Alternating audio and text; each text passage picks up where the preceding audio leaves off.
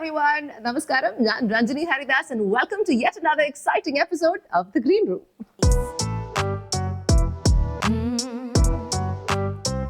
Shake up. What's up? Hello. My kinky place. മലയാള സിനിമയിൽ നമ്മൾ ഇഷ്ടപ്പെടുന്ന കുറെ അഭിനേതാക്കളുണ്ട്. പക്ഷെ അതിൽ അഭിനയിക്കുന്ന ഓരോ കഥാപാത്രത്തിലും ഒരു ജീവൻ നൽകി ഒരു ആത്മാവ് നിറയ്ക്കുന്ന കുറച്ച് ആൾക്കാർ മാത്രമേ ഉള്ളൂ. അങ്ങനത്തെ ഒരു സ്പെക്ടാക്കുലർ ആക്ടറാണ് ഇന്ന് ഗ്രീൻ റൂമിൽ ഗസ്റ്റായി എത്തുന്നത്.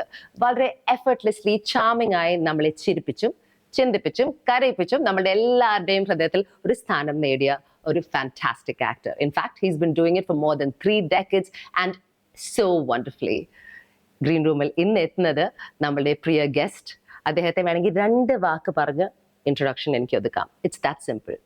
വിനയത്തിന്റെയും പ്രതിഭയുടെയും പ്രതീകം നമ്മുടെ സ്വന്തം ഇന്ദ്രൻ ചേട്ടൻ.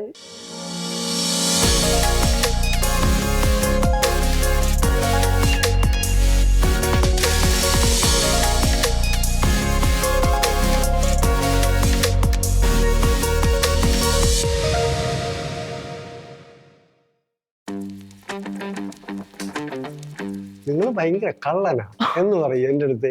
ഇപ്പൊ ദേഷ്യപ്പെട്ടിട്ട് വല്ല കാര്യമുണ്ടോ എന്ന് തോന്നിയോ? അത് കഷ്ടമാണെന്ന് ഇപ്പോഴല്ലേ അറിയുള്ളൂ.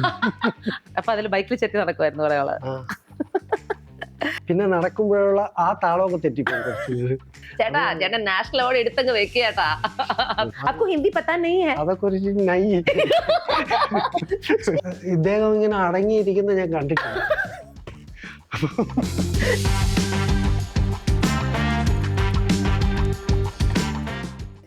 ഇന്ദ്രൻ ചേട്ടാ, ഗ്രീൻ റൂമിലേക്ക് സ്വാഗതം. വളരെ വളരെ എക്സൈറ്റഡ് ആണ് ഞാൻ. ഇങ്ങനത്തെ ഒരു ചാറ്റ് ഷോ ഞാൻ ഇതുവരെ ചെയ്തിട്ടില്ല, ആദ്യമായിട്ടാണ്. അപ്പൊ യൂട്യൂബിൽ ഇത് ചെയ്യുമ്പം ഞാൻ എഴുതിയ ആദ്യത്തെ കുറച്ച് പേരിൽ ഇന്ദ്രൻ ചേട്ടന്റെ പേരുണ്ടായിരുന്നു. ബിക്കോസ് എത്രയോ വർഷങ്ങളായി ഇന്ദ്രൻ ചേട്ടനെ നമ്മൾ സിനിമയിൽ കാണുന്നു, അതും വ്യത്യസ്ത രൂപത്തിലും ഭാവത്തിലും കാണുന്നു. പക്ഷെ അടുത്ത് കുറച്ചുകൂടെ സംസാരിക്കണം എന്നൊരു ആഗ്രഹം എനിക്കും ഉണ്ടായിരുന്നു. അപ്പൊ ചേട്ടനെ എനിക്ക് ഇവിടെ ഗ്രീൻ റൂമിൽ കിട്ടിയതിൽ വളരെ സന്തോഷമുണ്ട്. Thank you. ചേട്ടൻ ആക്ച്വലി ഇന്നിവിടെ എത്തുന്നത് വളരെ മലയാള സിനിമയ്ക്ക് വളരെ ഇമ്പോർട്ടന്റ് ആയ ഒരു ദിവസത്തിന്റെ ഒരു ചടങ്ങിന് ശേഷമാണ്. അല്ലെ, അമ്മയുടെ ഇലക്ഷന്റെ വോട്ടൊക്കെ കഴിഞ്ഞു. ഇത് ടെലികാസ്റ്റ് ചെയ്യുമ്പോഴേക്കും റിസൾട്ടും പുറത്തായിരിക്കും. ഒരു പ്രതിസന്ധിയിൽ ഇരിക്കുന്ന ഒരു അവസ്ഥയാണല്ലേ. ഇന്നത്തെ കൊണ്ട് മാറും. അപ്പൊ അതെന്തായാലും റിസൾട്ട് നിങ്ങൾക്ക് അറിയായിരിക്കും. ബട്ട് അതിന്റെ ഒരു ക്യൂരിയോസിറ്റിയിൽ ഞങ്ങൾ കുറച്ച് സംസാരിച്ചുകൊണ്ടിരിക്കുകയായിരുന്നു. പക്ഷെ ഇനി നമ്മൾ ഇന്ദ്രൻ ചേട്ടനിലേക്ക് വരികയാണ്. ഇന്ദ്രൻ ചേട്ടാ, ഇന്ദ്രൻസ് എന്ന നടൻ എന്ന് പറയുമ്പം കഥാപാത്രങ്ങൾ തീർച്ചയായിട്ടും ഞങ്ങളുടെ മനസ്സിലേക്ക് എത്താറുണ്ട്. എല്ലാ കഥാപാത്രങ്ങളും, അത് ചിരിപ്പിക്കുന്നതാണെങ്കിലും ചിന്തിപ്പിക്കുന്നതാണെങ്കിലും ഒക്കെ. പക്ഷെ ഇന്ദ്രൻസ് എന്ന വ്യക്തിയുടെ സ്വഭാവ ഗുണങ്ങളാണ് ആദ്യം മുന്നിലെത്തുക. വളരെ എളിമയുള്ള, വളരെ കൈൻഡ് ആയിട്ടുള്ള, നന്മ നിറഞ്ഞ, സ്വീറ്റ് ആയിട്ടുള്ള, എല്ലാരെയും സഹായിക്കുന്ന ഒരു നല്ല മനുഷ്യൻ. ഇതൊക്കെ സത്യമാണോ?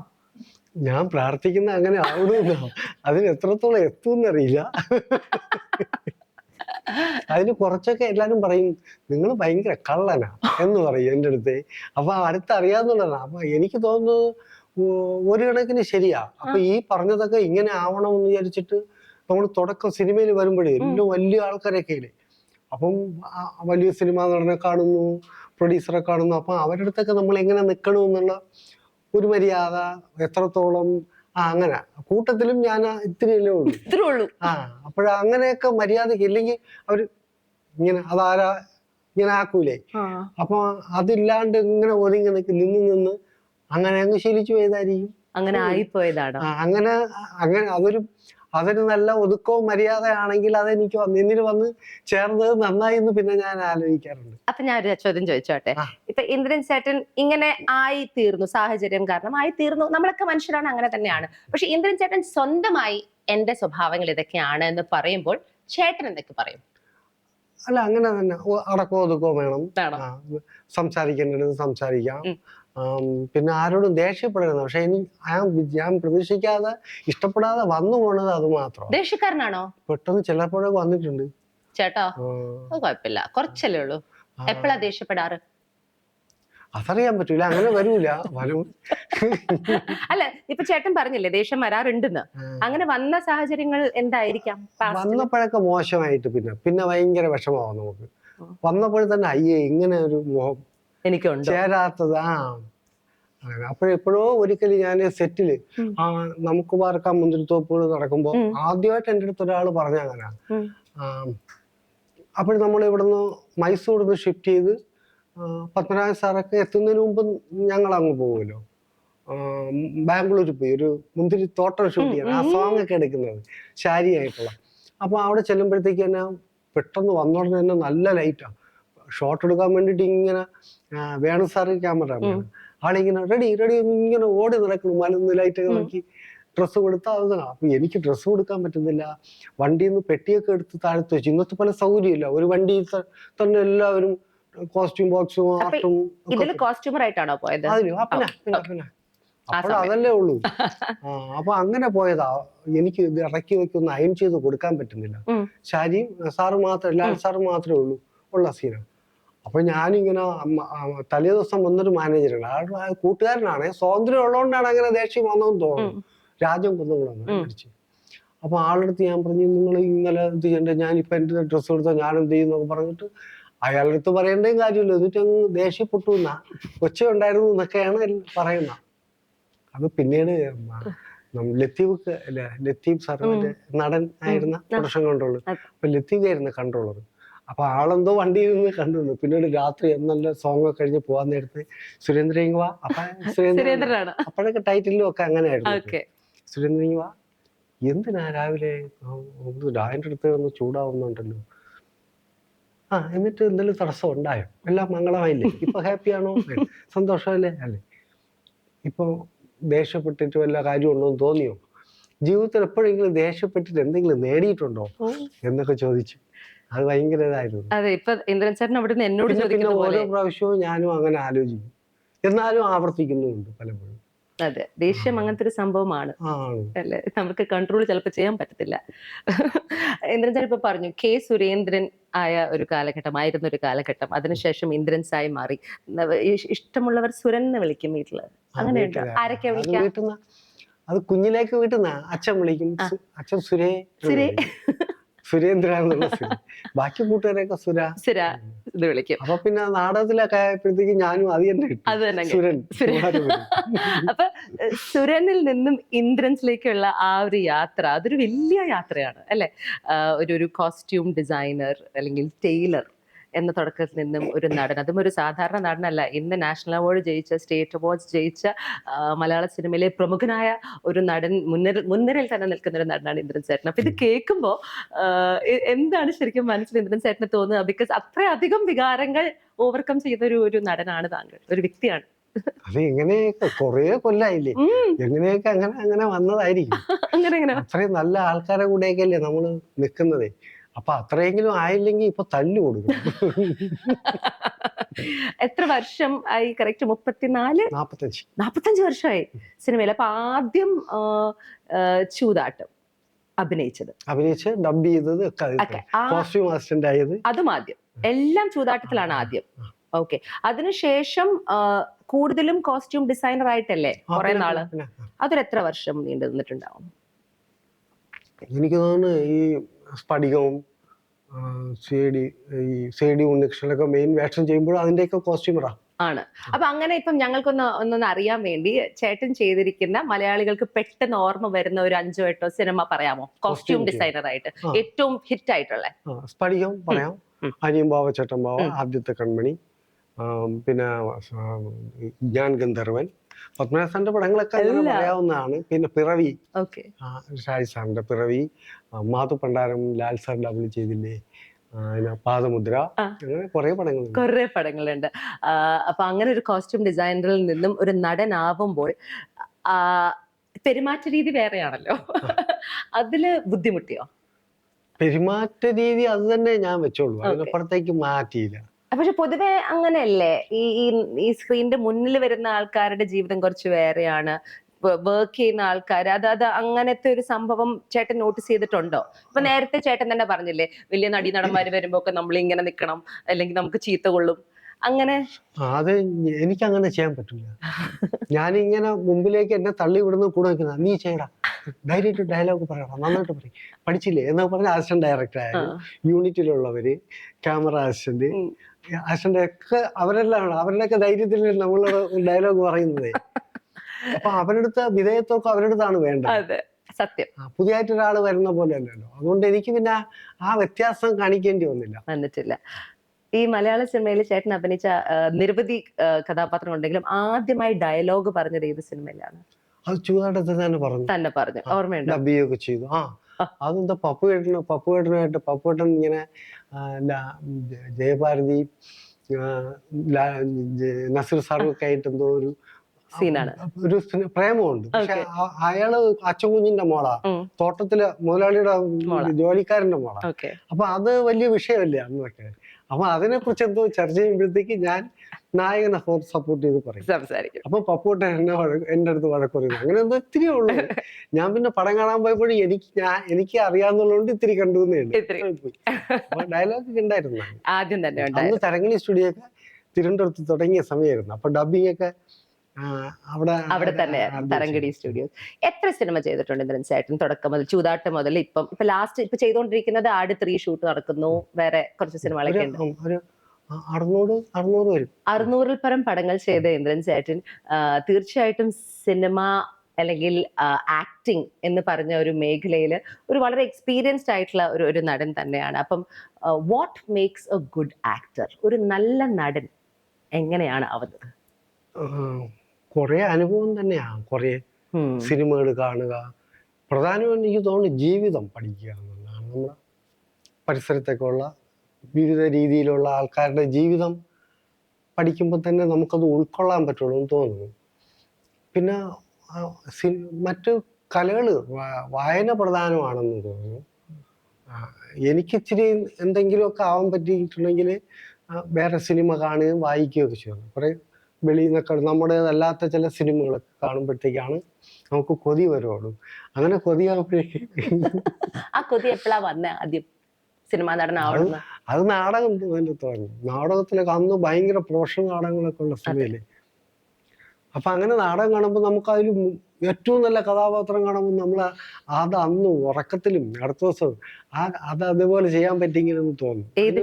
ഏത് വലിയ ക്യാരക്ടർ എന്തോ പറയും, നിങ്ങൾ എന്നെ കമ്മ്യൂണിസ്റ്റ് ആക്കി പറയും. അതിൽ വന്നിട്ട് അയാൾ ലാസ്റ്റ് കൂടി പറയില്ലേ ഒന്ന്, അപ്പോഴും കുഞ്ഞാണ്, നമ്മൾ ചെറുതാണ് എങ്കിലും ഭയങ്കരമായിട്ട് വല്ലാതെ തോന്നും. അതിങ്ങനെ നിൽക്കും. അപ്പൊ അത് ആ വൃദ്ധൻ അങ്ങനെ നിന്നിട്ട് ശബ്ദം കൂട്ടി അങ്ങനെ പറയില്ലേ, ഒരു ഊർജം വരും ആ ക്യാരക്ടറിന്.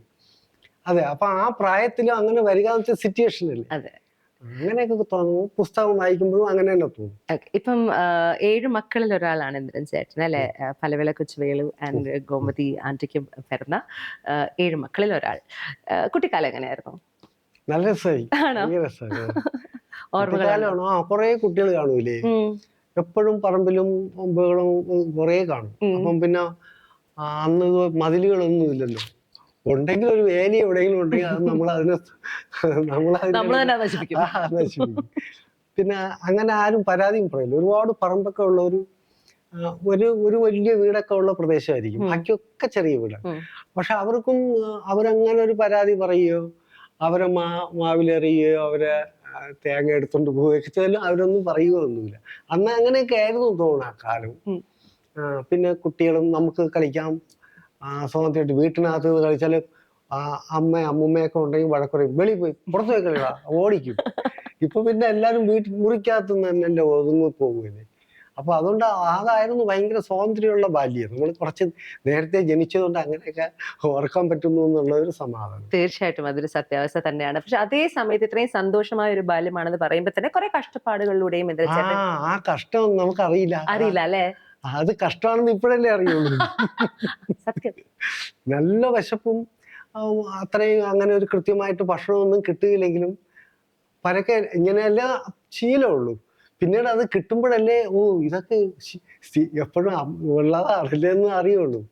അതുകൊണ്ട് അങ്ങനെ തോന്നില്ല നമുക്ക്. നിറം തന്നെയായിരിക്കും.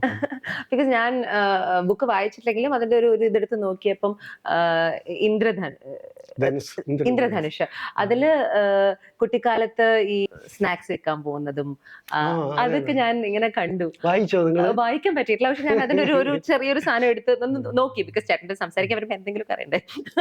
അപ്പൊ അതിന്റെ ഒരു ബാല്യവും അത് മുഴുവൻ വിറ്റില്ലെങ്കിൽ തിരിച്ചു സങ്കടമായിട്ട് വരുന്നതും അതൊക്കെ മെൻഷൻ ചെയ്തിരുന്നു. അപ്പൊ അമ്മക്കുട്ടിയായിരുന്നോ? അമ്മയാണ്. അല്ലെ, അമ്മയ്ക്കല്ലേ അതിന്റെ ആണുങ്ങൾക്ക് അവരുടെ രോഷമൊക്കെ പ്രകടിപ്പിക്കാൻ പറ്റും ഒരു പക്ഷെ. അപ്പൊ ഒത്തിരി മക്കളൊക്കെ ഉള്ള അമ്മയ്ക്ക് അത് പറ്റൂല. അമ്മമാരിൽ എപ്പോഴും നമ്മള് താരതമ്യം ചെയ്യണം. കാലത്തിന്റെ ഒരു മാറ്റമാണേ, വേറെ ഒന്നും വിചാരിക്കില്ലേ. നമ്മൾക്ക് അന്നൊക്കെ ഉള്ള അമ്മമാരെ അടുത്തുള്ള ഒരു കഷ്ടപ്പാടോ അല്ലെങ്കിൽ അത്ര ക്ഷമയോ നമുക്ക് ഇന്നിപ്പോ അങ്ങനെ ഒരു അമ്മയെ കാണാൻ പറ്റൂല. ഇപ്പൊ നമ്മളെ മോളാണെങ്കിൽ തന്നെ അവള് കുട്ടികളോട് കാണിക്കുന്ന അവളുടെ ആദ്യം 1-2 ഉള്ളൂ, അന്ന് 8-10 ഉണ്ടായിരുന്നവര് സഹിക്കുന്നു. അപ്പൊ അതിന്റെ ക്ഷമയില്ലായിക. അപ്പൊ അങ്ങനെയൊക്കെ വരുമ്പോഴാണ് നമ്മൾ ഭയങ്കര അമ്മയെ കുറിച്ച് തന്നെ ആലോചിച്ചു പോകുന്നത്. അതെ, തീർച്ചയായിട്ടും. അത് അമ്മമാരെന്ന് പറഞ്ഞാൽ ഒരു പക്ഷെ അവരങ്ങനെ നിന്നത് കൊണ്ടാണ് എല്ലാരും അങ്ങനെ ആയതേ.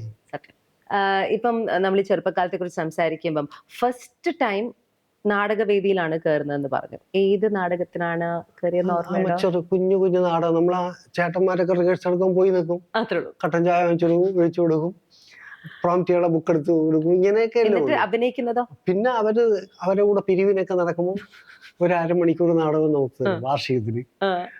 അതൊരു കുഞ്ഞു നടിയില്ലാത്തത്, ബ്ലൂ കർട്ടനിൽ കളിക്കാൻ പറ്റുന്ന ഒരു കുഞ്ഞു നാടകം. നമ്മളെല്ലാം കൂടെ കൂട്ടുകാർ നമ്മൾ പിരിവിന് കൂടെ നിൽക്കുന്നതുകൊണ്ട് ചെയ്യുന്നതാണ്. നമ്മളെ കൊതിപ്പിക്കാൻ ഒരു നാടകം തരും. അങ്ങനെ കളിക്കുന്നത്. അപ്പൊ അതിൽ പേര് കേട്ട് ഒരു സ്റ്റേജ് ആവുന്ന എപ്പോഴാ? അതെന്തോ അതിപ്പോ എനിക്ക് 19-20 വയസ്സൊക്കെ ആവുമ്പോ, 18 വയസ്സൊക്കെ ആയപ്പോഴത്തേക്ക് ഞാൻ സ്റ്റേജിൽ നല്ല നടനുള്ള പ്രൈസൊക്കെ വാങ്ങിച്ചു തുടങ്ങി. അപ്പൊ ഈ ടൈലറിംഗ് എപ്പോഴാ തുടങ്ങുന്നത്? ടൈലറിംഗ് പകലല്ലേ, അത് കഴിഞ്ഞ രാത്രി നമ്മളെ ഉറക്കം കളഞ്ഞ പരിപാടി. അത് എത്ര വയസ്സിലാണ് അപ്പം നമ്മള് ഈ ടൈലറിംഗ് മേഖലയിലേക്ക് എത്തുന്നത്? അമ്മാവനല്ലേ അത്? 4-ാം ക്ലാസ് കഴിഞ്ഞ് നേരെ അങ്ങോട്ട് പോയി. 4-ാം പരീക്ഷ അങ്ങനെ ഒന്നുണ്ട്. എന്നാലും 12 വയസ്സൊക്കെ ആയപ്പോഴത്തേക്കും തയ്യല് തുടങ്ങി. അപ്പൊ തയ്യല് തുടങ്ങി, പിന്നെ ആ മേഖലയിലേക്ക് ഫുൾ ഫ്ലെജ്ഡ് ആയിരുന്നു. അതിന്റെ കൂടെ അഭിനയവും തുടങ്ങി. അവരിങ്ങനെ അടുത്തടുത്ത് അന്നൊക്കെ വായനശാലകള്, കുറെ വായിക്കും, നാടകവും ക്ലബും കളിക്കും ഒക്കെ ഉണ്ടല്ലോ. അപ്പൊ നമ്മളെ നാടകം സെലക്ട് ചെയ്യാൻ നമുക്ക് വിട്ടുതരും. അപ്പം വായനശാല ലൈബ്രറിയിൽ പോയി നമുക്ക് പറ്റിയ കുഞ്ഞു നാടകങ്ങൾ. അപ്പൊ കുറെ വായിക്കുമ്പോഴാണ് കിട്ടുന്നത്. അതിനിടയ്ക്ക് നമുക്ക് ഷൈൻ ചെയ്യാനുള്ള ക്യാരക്ടർ നോക്കണ്ടേ. അപ്പൊ ഇതിൽ പഠിത്തം എപ്പോഴാ നിർത്തിയേ? അത് തയ്യലോടിക്കാൻ. പിന്നെ മറ്റേ സ്കൂളിൽ പോയ എഡ്യൂക്കേഷൻ നിർത്തി തയ്യൽ എഡ്യൂക്കേഷൻ തുടങ്ങി. നൈസ്. അപ്പോ വളർന്നു വരുന്നൊരു സമയത്ത് ചേട്ടൻ തന്നെ പറഞ്ഞു ബുദ്ധിമുട്ടുകളൊന്നും അറിയുന്നില്ല ആ പ്രായത്തില്. ജീവിതത്തിന്റെ ഒരു ഭാഗമായിട്ട് മുന്നോട്ട് പോവുകയാണ്. പിന്നെ നടനാവണമെന്ന് തീരുമാനിച്ചു, വേദികളിൽ കയറി അഭിനയിച്ചു. ചേട്ടൻ സ്വന്തമായിട്ട് നോക്കുമ്പം എന്നാണ് ഇന്ദ്രൻസ് എന്ന നടന്റെ ആ ഒരു തലവര മാറിയത്? ആ സിനിമ ഏതാണ്? ആ കഥാപാത്രം ഏതാണ്? അങ്ങനെ വല്ലതും പറയാൻ പറ്റുമോ? ഓരോ സമയത്തും ഓരോ സിനിമ വരും, നമ്മള് ഇങ്ങനെ ത്രസിപ്പിച്ചുകൊണ്ടിരിക്കുന്ന. കോമഡിയിലാണെങ്കിലും അങ്ങനെ കോമഡി തന്നെയാണ് എനിക്ക് ഇഷ്ടവും. ഞാൻ കൂടുതൽ ചെയ്തിട്ടുള്ള അത് തന്നെയാണ്. പിന്നെ കുറേ എപ്പോഴും എനിക്ക് തോന്നുന്നത് കഥാവിശേഷൻ, പിന്നെ ദൃഷ്ടാന്തം, MP സുകുമാരനായർ സാറാണ് കുറെ ഇതിൻ്റെ ഈ സീരിയസ് ആയിട്ടുള്ള ചിട്ടയും ആർട്ട് സിനിമകളിലേക്ക് നമ്മൾ കാണാനും നമ്മൾ അടുത്തു പോകുന്ന അങ്ങനെയൊക്കെയാണ്. ഷായി സാറും ഒക്കെ ആയിട്ടുള്ള ഒരു ബന്ധം വന്നാണ് നമ്മൾ അങ്ങനെ പോകുന്നത്. പക്ഷെ അത് കഴിഞ്ഞാലുള്ളൊരു കഥാവിശേഷമല്ല ആ വഴിക്ക് തന്നെയാണ് ചന്ദ്രസാറിനെ പരിചയപ്പെടുന്നത്. അതിലെ ക്യാരക്ടർ എനിക്കൊരു ആത്മവിശ്വാസം തന്നു. അതിനു മുമ്പ് നമ്മൾ ഓരോ പടവും കാണുമ്പോഴത്തേക്ക് നമ്മൾ സീരിയസ് ആയിട്ടൊക്കെ അഭിനയിക്കുമല്ലോ.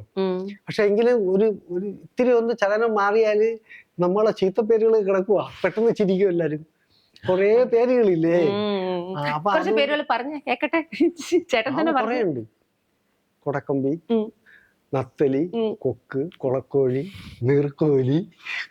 കേൾക്കുമ്പോ ആ ക്യാരക്ടർ അല്ലേ ഭയങ്കര രസമല്ലേ? സന്തോഷം. അത് അത്രയും നന്നായി എഫക്റ്റീവ്ലി അഭിനയിച്ച് കാഴ്ചവെച്ചതുകൊണ്ടാ. അല്ല, അങ്ങനെ അതിനൊക്കെ ചേരുന്നുള്ള രീതിയിലായതുകൊണ്ടാ. അതെ അല്ലെ? നമ്മൾ അപ്പോൾ ആ ജീവിയെ നമ്മൾ അനുകരിക്കുന്നുണ്ട്. ആ ചലനത്തിൽ ചിലപ്പോ അങ്ങനെ വിളിക്കുമ്പോഴത്തേക്ക് ഒന്നുകൂടെ ഒരു സാധനം കൊടുക്കും. അതൊരു രസം, രസിപ്പിക്കാൻ വേണ്ടി നമ്മൾ ചെയ്തതല്ല. തന്നെയല്ല അന്ന് അങ്ങനെയൊന്നും ഇല്ലല്ലോ. അന്ന് എല്ലാരെയും അടയാളപ്പെടുത്തുന്ന അങ്ങനെയല്ലേ. നമ്മളെ മൂത്ത ഒരാൾ തന്നെ കുടുംബത്തിലുണ്ടെങ്കിൽ ഇച്ചിരി മുടന്നുണ്ടെങ്കിൽ നമ്മളെ മൊണ്ടിയെണ്ണാന്ന് വിളിക്കും. അണ്ണനത് ഇഷ്ടമാണ്, അണ്ണനറിയാം ഞാൻ മൊണ്ടിയാണെന്ന്. അപ്പൊ അത് ശീലമാണ് നമ്മളെ മൊണ്ടിയുടെ കടയിൽ, അല്ലെങ്കിൽ വെള്ളിക്കണ്ണന്റെ കടയിൽ പോയി. ഇന്നത്തെ കാലത്ത് അങ്ങനല്ല. അപ്പൊ അവത്തായി അറിയാതെ അങ്ങനെ വന്നാല്. അതെ, ഇന്ന് അങ്ങനെ ഒരു പേര് വിളിക്കുമ്പം അത് ഇൻസൾട്ട് ആണ് അല്ലേ? ഭയങ്കര അത് ഒരു കാലത്തിന്റെ ഒരു മുടി കഷണ്ടിക്കാരൻ എന്ന് പറഞ്ഞുകൂടാ, തടി ഉണ്ടെങ്കിൽ തടി വയറുള്ളവർ കൊടവയറെന്ന് പറഞ്ഞുകൂടാ. കള്ളം പറഞ്ഞ് ശീലിച്ചോളും നമ്മള്. പക്ഷെ എന്താ പറയാ, അതൊരു ഒരു ഒരു കാലഘട്ടത്തിന്റെ ഒരു യാത്ര. അറിവ് കൂടുമ്പോഴത്തേക്ക് നാണം കൂടുമെന്ന് പറയും. ചേട്ടാ, എനിക്കൊരു ചോദിക്കുന്ന മറ്റൊരു വളരെ ഇമ്പോർട്ടന്റ് ആയ ഒരു കാര്യം, ചേട്ടൻ കുറെ ഡയറക്ടേഴ്സിന്റെ കൂടെ വർക്ക് ചെയ്തിട്ടുണ്ട് അല്ലെ? അതിൽ ചേട്ടനെ ഏറ്റവും ഇൻഫ്ലുവൻസ് ചെയ്തിരിക്കുന്ന ഡയറക്ടേഴ്സ് ആരൊക്കെയായിരിക്കും? പത്മരാജൻ സാർ ഒന്നാണ്. ഒരുപാട്. പത്മരാജൻ സാറിന്റെ നമ്മൾ അതിശയത്തോടെയൊക്കെ നമ്മൾ കാണുന്ന സാറിന്റെ ബുക്ക് വായിച്ചിട്ട്, സാറിന്റെ സിനിമ കണ്ടിട്ട്, നമ്മൾ നായകന്റെ ലാൽ സാർ വന്നാലും ലാൽ സാറിനെ നോക്കില്ല, പത്മനാഭ സാറിനെ നോക്കിയിരിക്കും. അത്രയും സുന്ദരനാണ് സാറിന്റെ ചലനം, സാറിന്റെ ഡയലോഗ് പറയണത്. അപ്പോഴൊക്കെ നമ്മളെ മനസ്സിൽ വേറെ സാറിന്റെ കഥകളല്ലേ കിടക്കുന്നത്. അങ്ങനെ ഭയങ്കര ആരാധന തോന്നുന്നു. അതായിരുന്നു അങ്ങനെയായിരുന്നു. അപ്പൊ ബാക്കി ഡയറക്ടർമാരിലെല്ലാം ഒരുപാട് ഭയങ്കരമായിട്ട് കുഞ്ഞു ദിവസം കൊണ്ടല്ലേ അവര് ഗംഭീര കഥ പറയുന്നതേ. ഇപ്പോഴും നമ്മൾ കണ്ടുകൊണ്ടിരിക്കുന്ന സിനിമകളൊക്കെ ഒരട്ടകാസം ഇല്ലാതെ ഒന്നും ഒരു 10-18 ദിവസം അല്ലെങ്കിൽ 20-25 ദിവസം കൊണ്ട് തീർത്തു പോകുന്ന സിനിമകളല്ലേ നമ്മൾ ഇന്നും ആഘോഷിക്കണം. ഒരു മാസത്തിനകത്തൊക്കെ തീരുന്നതല്ലേ. അപ്പൊ അങ്ങനെ നോക്കുമ്പം ഡയറക്ടേഴ്സിന് വല്ല പേരുണ്ടോ? ഏതെങ്കിലും ചേട്ടനെ ഇൻഫ്ലുവൻസ് ആയിക്കുന്ന, ചേട്ടനെ ഏറ്റവും കൂടുതൽ? എനിക്ക് കാണാം ഒരുപാട് ചെയ്തിട്ടുള്ള അടൂർ സാറ്, TV ചന്ദ്രൻ, മറ്റേ നമ്മൾ എന്തുണ്ടല്ലോ ബക്കർ സാറ്. ഞാൻ ഒരു പടത്തിൽ ഇത്തിരി കവേഴ്സ് ഞാൻ പോയുള്ളൂ. അവരുടെ സിനിമയും കാര്യങ്ങളൊക്കെ നമുക്ക് ഭയങ്കരമായിട്ടേ അങ്ങനെ വരും. പിന്നെ അഭിനയിച്ചാലും സത്യൻ സാറിന്റെ ഒരു പടമേ ചെയ്തിട്ടുള്ളൂ. ഇതിൽ ഭയങ്കര കൊതി തോന്നി, ഒറ്റ ഒരു കുഞ്ഞു കയറിയിട്ടുള്ളൂ. പിന്നെ ഭയങ്കര ഇഷ്ടം സിനിമ കാണുമ്പോൾ കൊതിച്ച ഒരാൾ ഫാസിൽ സാറാണ്. പക്ഷെ ചെയ്യാൻ പറ്റിയിട്ടില്ല, ചെയ്തില്ല. ഇപ്പം ചേട്ടൻ കുറെ കാലഘട്ടത്തിലെ ഡയറക്ടേഴ്സിനെ പറഞ്ഞു, ഇന്നത്തെ കുറെ ഡയറക്ടേഴ്സിന് കൂടെയും പ്രവർത്തിക്കുന്നുണ്ട്. ഇവരിൽ വല്ല വ്യത്യാസമുണ്ടോ? അവരുടെ പ്രവർത്തന രീതി ചെയ്യാൻ പാടില്ല, ഭയങ്കര അപകടമാണ്. എന്നുവെച്ചാല് അന്ന് ഫിലിമുണ്ട്, ഫിലിമിനൊരു വിലയുണ്ട്. പിന്നെ കാഴ്ചക്കാരനും സിനിമയാണെന്നുള്ള ബോധം വരാതെ സിനിമ കാണിക്കണം. അപ്പൊ ഒരു അന്നത്തെ എഡിറ്ററൊക്കെ വില അയാളൊരു ഷോട്ട് കട്ട് ചെയ്തൊന്നും അറിയില്ല. അങ്ങനെയാണ് അവരെ മിടുക്ക്. അത് കറക്റ്റ് ഒഴുകിപ്പോകും. അതെങ്ങനെ ഒരു വലിയ ഷോട്ടൊക്കെ ആണെങ്കിൽ നമുക്ക് ആർട്ടിസ്റ്റിന് ഗുണം ചെയ്യും. അഭിനയിക്കാൻ ഭയങ്കര സുഖമാണ്. നമുക്കെല്ലാം ഉൾക്കൊണ്ട് എല്ലാ വികാരവും വരും മുഖത്ത്. ഇപ്പൊ പേര് തന്നെ പറഞ്ഞു തരുമ്പോൾ കട്ട് ചെയ്ത് അടുത്ത ആളുടെ മുഖത്തേക്ക് പോകും. ഫാസ്റ്റ് ആയില്ലേ കാര്യങ്ങൾ. ഫിലിം പോയി. അതുകൊണ്ട് ഹോംവർക്ക് കുറഞ്ഞു. ഇപ്പൊ കുറച്ചധികം എടുക്കാം. ഇപ്പൊ ആർട്ടിസ്റ്റുകൾക്കാണ് ദുരിതം. അങ്ങനെ പറഞ്ഞുകൂടാ.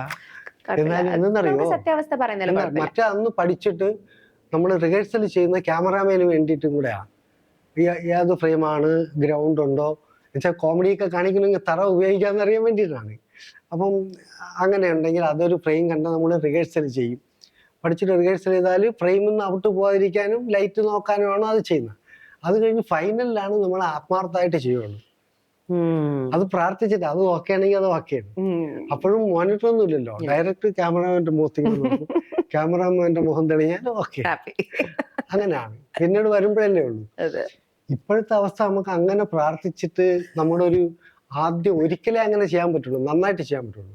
പിന്നെയും നമുക്ക് അതിന് മുകളിൽ കിട്ടും എന്ന് പറഞ്ഞാൽ അത് മിമിക്രി ആയിപ്പോകും. നമ്മൾ ആദ്യം എന്ത് ചെയ്തു അതിനെ വെച്ചിട്ട് വേണം മോളിൽ ചെയ്യാൻ. അപ്പൊ അത് ആത്മാർത്ഥമായിട്ട് വരുന്നതല്ലല്ലോ. അപ്പൊ ഇപ്പോഴത്തെ നമ്മൾ ഒന്ന് ചെയ്യും, നമുക്ക് ഒരു ഫുൾ ഒന്നങ്ങ് എടുത്തേക്കാന്ന് പറയും. ഈ ഫുൾ ഒന്നങ്ങ് എടുത്തു കഴിഞ്ഞിട്ട് ക്യാമറ അപ്പുറവും ഇപ്പുറവും ഒക്കെ വെച്ചിട്ട് ഈ ഫുള്ളി തന്നെ എടുത്തോണ്ടിരിക്കും. എന്നിട്ട് എവിടെ വെച്ച് കട്ട് ചെയ്യുന്ന അറിയാൻ പറ്റാത്തതുകൊണ്ട് അതിന് വേണ്ടിയിട്ട് കണ്ടിന്യൂറ്റി പിടിക്കും. അപ്പൊ നമ്മള് ഡയലോഗ് പഠിച്ചുമ്പോൾ അസിസ്റ്റന്റ് ഡയറക്ടർ കൈ പിടിച്ച് ഇങ്ങനെ വയ്ക്കും, ഇത് പിടിച്ച് ഇങ്ങനെ വയ്ക്കും, അത് കാലം അപ്പൊ ഇങ്ങനെയായിരുന്നു, ഡ്രസ് ഭയങ്കര ഡിസ്റ്റർബൻസ് ആണ്. ശല്യപ്പെടുത്തിക്കൊണ്ടിരിക്കും. ആർട്ടിസ്റ്റ് ഗുണം നല്ലതല്ല. ഈ 45 വർഷം അല്ലെ ഒരു സിനിമാ ജീവിതം എന്ന് പറയുന്നത്, ഇതിനിടയ്ക്ക് എവിടെയെങ്കിലും ഇതൊക്കെ മതിയായി ഇട്ടിട്ട് പോവാൻ തോന്നിയിട്ടുണ്ടോ? ഇല്ലല്ല, പിന്നെ എന്തിനു കൊള്ളാം. അങ്ങനെ ബുദ്ധിമുട്ടിയ ഒരു സമയം ഉണ്ടായിട്ടില്ല, സങ്കടം വന്ന ഒരു സമയം ഉണ്ടായിട്ടില്ല? ഉണ്ടായിട്ടില്ല. എങ്കിലും നമുക്ക് ഗ്യാപ്പ് വരുമ്പോൾ വിഷമാവും. വിഷമാവും. അങ്ങനെ ഗ്യാപ്പ് എപ്പോഴാ വന്നിരിക്കുന്നത്? ഇടയ്ക്കൊക്കെ വരും. ഒരു പടവും മാറിപ്പോകും തന്നെ, ചിലപ്പോൾ കൂടുതൽ ദിവസമുള്ളതായിരിക്കും. അത്രയും ദിവസം തന്നെ കഴിഞ്ഞുകൂടാൻ ബുദ്ധിമുട്ടായിരിക്കും. ഫോൺ എടുത്ത് നോക്കും, ഫോൺ വർക്ക് ചെയ്യാഞ്ഞിട്ടാണോ, ആരും വിളിക്കാത്തതാണോ, ഔട്ടായി പോയോ, ഇങ്ങനെയൊക്കെ തോന്നും. അതിപ്പോഴും തോന്നുമോ?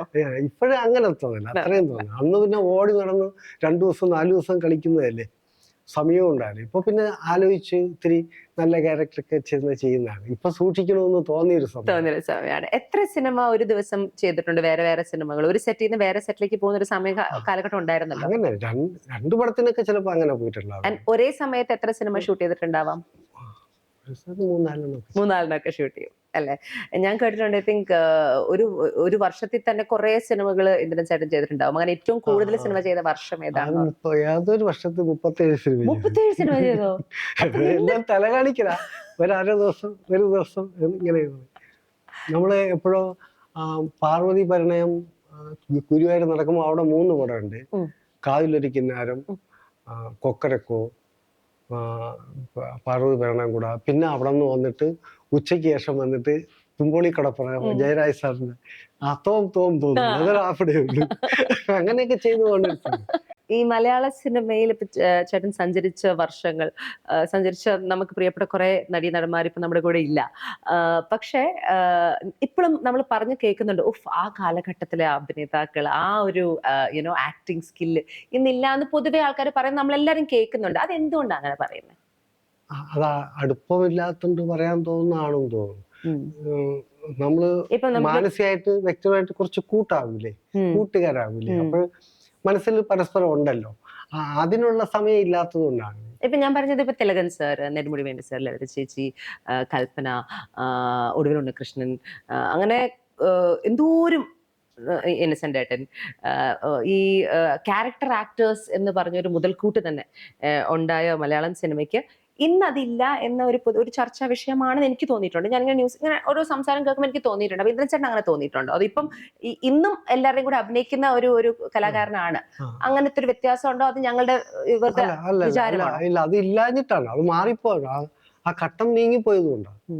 അതിപ്പോഴും അങ്ങനെ ഉണ്ടെങ്കിൽ അങ്ങനെ ഉണ്ട് തന്നെ. പക്ഷെ നമ്മള് ടേസ്റ്റ് അങ്ങ് മാറിയില്ലേ. നമുക്കത് ഇഷ്ടമാണ്, ഇപ്പോഴും കാണാൻ ഇഷ്ടമാണ്. പക്ഷെ ഇപ്പൊ അതുപോലെ നമ്മൾ ഉണ്ടാക്കുന്നില്ല. അത് അതിന്റെ മാറ്റത്തിൽ നമ്മൾ നിന്ന് പോകുന്നതാണ്. ഇപ്പൊ ഒരു പഴയ ഡയറക്ടർ എടുത്ത് നിന്നിട്ടും പടം ഇല്ലെങ്കിലും അദ്ദേഹത്തിന്റെ ഒരു സിനിമ ചെയ്യാന്ന് വെച്ചാൽ, ഞാൻ ഇപ്പോഴത്തെ പടം ചെയ്യാൻ നിൽക്കൂ, നമുക്ക് ഇപ്പോഴത്തെ രീതിയിൽ ചെയ്യാൻ അറിയില്ല. അപ്പൊ പുള്ളി എന്താണ്, അയാളുടേതായ ഒരു കയ്യൊപ്പാണ് നമുക്ക് ഇഷ്ടമെങ്കിലും ആള് ഇപ്പോഴത്തെ കൂട്ടത്തിൽ മത്സരിക്കുക. അങ്ങനെ ശരിക്കും പാടില്ല. അവരവരുടേതല്ലേ അവരവരുടെ ചെയ്യേണ്ടത്. സത്യം. ആ ഒരു പേടിയുണ്ട്. പേടി കൊണ്ടിട്ട് അങ്ങും എത്താതാവുകയും ചെയ്യും. ഇപ്പോഴത്തെ തലമുറയ്ക്കൊന്നും പറഞ്ഞൊരു സംഭവം ഇല്ല, നല്ലതാവണമെന്നേ ഉള്ളൂ. ജീവിതം പറയുന്ന എപ്പോഴും എല്ലാവർക്കും ഇഷ്ടമാണ്. ജീവിതം ഒന്ന് തന്നെയാണ്, ചെറിയ ചെറിയ വ്യത്യാസങ്ങൾ വരുമെന്നല്ലേ ഉള്ളൂ. ഇന്നത്തെ നല്ല കാര്യം എന്താ? ഇന്നത്തെ സിനിമയിൽ അഭിനയിക്കുമ്പോൾ എന്താണ് ഏറ്റവും നല്ലത്? ഇന്ദ്രൻ ചേട്ടൻ ഇഷ്ടപ്പെട്ട കുറച്ച് കാര്യങ്ങൾ. മനസ്സിൽ സിനിമ ഉണ്ടെങ്കിൽ ഒരുത്തർ ഭയങ്കരമായിട്ട് സിനിമ ചെയ്യാൻ വരില്ലേ, അവന്റെ മുഖത്ത് കൊതിയൊക്കെ കാണാം. അത് കാണാം അല്ലെ? അത് കാണാം. അപ്പൊ നമ്മളെ കൊണ്ട് നമ്മളറിയാത്തത് കുറെ ന്യൂട്രടിച്ച് നമ്മൾ ഗിയർ മാറ്റിയിട്ട് അങ്ങനെ ചുമ്മാ പൊട്ടുന്ന വിട്ടുകൊടുക്കുമ്പോൾ അങ്ങോട്ട് കൊടുത്താല് അയാള് നമ്മളെ അങ്ങോട്ട് ഇങ്ങോട്ടൊക്കെ തിരിച്ചു കൊടുക്കും. അതിഷ്ടമാണ് അല്ല, ഒരു എനർജി ഉണ്ട്. പിന്നെ അവര് മനസ്സിൽ എന്തോ ഉണ്ട്, നമുക്ക് പറഞ്ഞുതരാൻ അറിയില്ല, പക്ഷെ ഭയങ്കര നമ്മളെ ഞെട്ടിക്കുന്ന രീതിയിൽ ചെയ്തെടുക്കും. ആണല്ലേ? അങ്ങനെ ഇപ്പൊ ഈ അടുത്ത് കണ്ട കുറച്ച് ആൾക്കാരെ സന്തോഷം കുറെ പേരുണ്ട്. ഇപ്പോ ഇന്നത്തെ സിനിമ ഡയറക്ടേഴ്സ് ആണെങ്കിലും ആക്ടേഴ്സ് ആണെങ്കിലും ഇത് ചേട്ടൻ്റെ ഒരു എക്സ്പീരിയൻസ് വെച്ച് ചേട്ടൻ കാണുന്നുണ്ടല്ലോ അവരുടെ സ്വഭാവവും അവർ അത് ഹാൻഡിൽ ചെയ്യുന്ന രീതിയും, എന്തെങ്കിലും ഒരു അഭിപ്രായം, ഒരു അഡ്വൈസ് കൊടുക്കുമോ ചേട്ടൻ? എന്തെങ്കിലും അവരിൽ ബെറ്റർ ആക്കണം എന്ന് തോന്നിയിട്ടുണ്ടോ ഇന്ദ്രൻ ചേട്ടന്? ഒരു സീനിയർ എന്ന നിലയ്ക്ക് അങ്ങനെ കഴിയും പറയാൻ പോകും. ഞാൻ പറയൂല എന്നാണ്. അല്ല, അങ്ങനെ പറയാതിരിക്കാൻ നോക്കും. കുറെ കാര്യങ്ങൾ നമുക്ക് പറയാൻ കാണും. അപ്പൊ എന്നോട് പറ, ഞാൻ ഇന്നത്തെ തലമുറയല്ല, ഞാനും പഴയ തലമുറയാ. പക്ഷെ ഒരു കുറച്ചുകൂടി ചെറിയ കുട്ടികൾക്ക്, ഇപ്പം വീട്ടിൽ ചെറിയ മക്കളില്ലേ, ഗ്രാൻഡ് കിഡ്സ്, അവർ വളർന്നു വരുമ്പം ഈ സിനിമ മേഖല എന്ന് വേണ്ട, വളർന്നു വരുന്ന കുട്ടികൾക്ക് എന്തൊരു അഡ്വൈസ് ആയിരിക്കും ഇന്ദ്രൻ ചേട്ടൻ നൽകുക ഈ ഒരു ലോകത്ത് ജീവിക്കണമെങ്കിൽ? അങ്ങനെയാ ഇപ്പൊ ഞാൻ മാറ്റി ഞാനൊന്ന് നൈസാക്കി തന്നു. അല്ല അവരവരുടെയിലേക്ക് ഒതുങ്ങി ജീവിക്കുന്നതിന് കുഴപ്പമില്ല. പക്ഷെ അത് നല്ലത് തന്നെ. പക്ഷെ അതല്ല കുറച്ച് നമുക്ക് നമ്മളാരും ഒന്നുമില്ല, നമുക്ക് ഭാരം പേടിക്കണം, ഞാനൊന്നും തന്നെ അയാളെ മൈൻഡ് ചെയ്യുന്ന ഇങ്ങനെയൊക്കെ ഉള്ള ചിന്തകൾ ഉള്ളവരുണ്ട്. പക്ഷെ അത് അത്രയും വേണ്ടാന്ന് തോന്നുന്നു. ഇച്ചിരി എല്ലാവരും അംഗീകരിക്കുക, സഹജീവികളോടൊക്കെ അവരെ നമ്മൾ അംഗീകരിക്കുക, അല്ല അവൻ്റെ ഒരു ക്ഷമ കാണിക്കണം. അയാൾ പറയുന്നതിൽ നമ്മൾ ഇഷ്ടപ്പെടുന്ന അല്ലെങ്കിൽ അത് കേൾക്കാൻ നിൽക്കണം. അത് കേട്ട് കഴിയുമ്പോൾ അയാളൊന്ന് സ്വസ്ഥമാവും. നമ്മൾ പിന്നെ അതിനെ വിമർശിച്ച് അങ്ങനെ കുറെ കൂടെ അപകടത്തിലാക്കാണ്ട് ചിലര് വല്ലാത്തൊരവസ്ഥയിൽ സംസാരിക്കൂലേ, അത് കഴിയുമ്പോ ആളൊന്ന് നന്നായേനെ. പക്ഷെ അതിന് സമയം കൊടുക്കാതെ തീ വെച്ച് കൊടുക്കും കുറെ കൂടെ. അതുണ്ട്. പിന്നെ ബഹുമാനവും കാര്യങ്ങളും ഒക്കെ തന്നെ, ക്ഷമയും സ്നേഹവും ഒക്കെ ആവാം. അതാണ് നല്ലത് അല്ലെ, live and let live. I think that's good advice. ഇപ്പൊ നമുക്കറിയാം കോമഡികളിൽ നിന്നും തുടങ്ങി കുറച്ച് സീരിയസ് കഥാപാത്രങ്ങളിലെത്തി, അങ്ങനത്തെ കഥാപാത്രങ്ങളിലെത്തി അത്യുഗ്ര പെർഫോമൻസസ് കാഴ്ചവെച്ച് ഞങ്ങളെയൊക്കെ ഞെട്ടിച്ച ഒരു കലാകാരനാണ്. പക്ഷെ ഇന്ദ്രൻ ചേട്ടൻ ഏറ്റവും കംഫർട്ടബിൾ എങ്ങനത്തെ സിനിമകളിൽ അഭിനയിക്കാനാണ്? കംഫർട്ടബിൾ, ഏറ്റവും സുഖമായിട്ട് അഭിനയിക്കുന്ന ഏതാണ്? കോമഡിയാണോ, വില്ലനാണോ? ചെയ്യാൻ പറ്റും, ഒരു കുഴപ്പമില്ല. പക്ഷെ കോമഡി എന്ന് പറഞ്ഞിട്ട് ഒരു അപകടം എന്ന് വെച്ചാല് ഇങ്ങ് വിട്ടു തന്ന കോമഡി ആവില്ല. അതിൻ്റെ ഒരു ഘടന അതിലുണ്ടാവണം. ആ ക്യാരക്ടർ ഉണ്ടെങ്കിൽ ഭയങ്കര സുഖമാണ്. അങ്ങനെ പടി കയറാൻ പറ്റും. അങ്ങനെ അഭിനയിച്ച കുറച്ച് സിനിമകൾ പറയാം, കറക്റ്റ് ആയിട്ട് വർക്ക് ചെയ്യാൻ അങ്ങനെയുള്ള കുറെ പടങ്ങളുണ്ട്. മുമ്പ് പഞ്ചാബി ഹൗസ് ഒക്കെ അങ്ങനെയല്ലേ, അവരിരുന്നിരുന്ന് പ്ലാൻ ചെയ്യുന്നതല്ലേ. അത് രാജസേനന്റെ പടങ്ങൾ, അവരൊക്കെ അതിന് വേണ്ടിയിട്ട് പറഞ്ഞ് ചില സമയത്ത് പറയില്ലേ, ജഗതി ചേട്ടനൊക്കെ എപ്പോഴും കയ്യുന്ന ഓരോന്നും ടൈമിൽ നമ്മളെ തെറ്റിക്കുന്ന ആളാണ്, നമ്മളെ കുഴപ്പിക്കുന്ന ആളാ. കൂടെ നിൽക്കുന്നവരുടെ തവണ മറിച്ചല്ല ജഗതി ചേട്ടൻ. പക്ഷെ അവരെ പോലും നിയന്ത്രിക്കുന്ന ഡയറക്ടർ ഉണ്ട്. അത് മതി അത്രയും പറഞ്ഞാൽ മതി, അത് മതി. കാരണം അങ്ങനെ ഇല്ലെങ്കിൽ അടുത്ത കഥാപാത്രത്തിന്റെ ക്യാരക്ടറോ അതിന്റെ പഞ്ചോ പോകും. അപ്പൊ അങ്ങനെ പ്ലാൻ ചെയ്യുന്നവരുണ്ട്, കോമഡി ആയാലും സീരിയസ് ആയാലും. അപ്പൊ നല്ലൊരു പറയുന്ന കഥയിലോ സീനിലോ ഒരു ജീവൻ ഉണ്ടെങ്കിൽ അത് നമ്മളിൽ വരും. ഈ CID ഉണ്ണികൃഷ്ണൻ എന്ന് പറഞ്ഞൊരു, CID ഉണ്ണികൃഷ്ണൻ ബി ആണ് ഒരു നോട്ടിസബിൾ ആയി മുന്നിൽ വന്നൊരു ചിത്രം. അതിനുശേഷം എന്തോരം സിനിമകൾ. പക്ഷെ ഈ അവാർഡ്സ് തുടങ്ങിയത് എപ്പോഴാണ്? ഏതാണ് ചേട്ടന് ലഭിച്ച ആദ്യത്തെ അവാർഡ് എന്ന് പറഞ്ഞാൽ വലിയൊരു സ്റ്റേജിൽ ലഭിച്ച അവാർഡ്? അപ്പോത്തക്കരിയാണോ അതോ അതിന് മുമ്പ്? അപ്പോത്തക്കരി അല്ലേ. അത് കിട്ടിയപ്പോ ഇത്രയും, അതും 2014 അത് കിട്ടിയത് അല്ലേ? ചേട്ടൻ അഭിനയിച്ചു തുടങ്ങിയത് 1981. അന്ന് മുതൽ ഇത്രയും വർഷത്തിന് ശേഷം ഒരു വലിയ അവാർഡ് കിട്ടിയപ്പോ മനസ്സിൽ എന്താണ്? ഓ, ഫൈനലി കിട്ടി, അങ്ങനെ ആയിരുന്നോ? അല്ല, നമ്മള് എപ്പോഴും മനസ്സിൽ ഒന്നാമതെത്താൻ വേണ്ടി ഓടണതല്ലേ, അപ്പോഴും മനസ്സിലൊരു കൊതിക്കുറവ്, ഓ സൈഡിലായിപ്പോയി, പുറകിലായിപ്പോയതല്ല സൈഡിലായിപ്പോയി. പക്ഷെ ഒരു പരാമർശം എന്ന് പറയുമ്പോൾ അതിന് വേറെ ഒന്നുമില്ല, ഒരു പറച്ചിന് ഒരു സർട്ടിഫിക്കറ്റ് ഒക്കെ ഉള്ളു. എങ്കിൽ അത് വലിയ അംഗീകാരം തന്നെയാണ്. എങ്കിലും ഒന്നാമതെത്താൻ ഓടുന്ന ആളിന് അവിടെ നിരാശ മാത്രമേ കാണുള്ളൂ. അങ്ങനെ കുറെ നിരാശപ്പെട്ടിട്ടുണ്ട്. അങ്ങനെ ചെയ്തിട്ടുണ്ട്. അപ്പൊ നിരാശ വരുമ്പോ എന്ത് ചെയ്യും? നിരാശ വരാതിരിക്കാൻ അടുത്ത് ഒന്നുകൂടെ സ്പീഡ് കൂട്ടും, വീണ്ടും അവന്റെ ഉറക്കം കെടുത്തുന്നവരെ നമ്മൾ ഓടിക്കൊണ്ടേയിരിക്കും.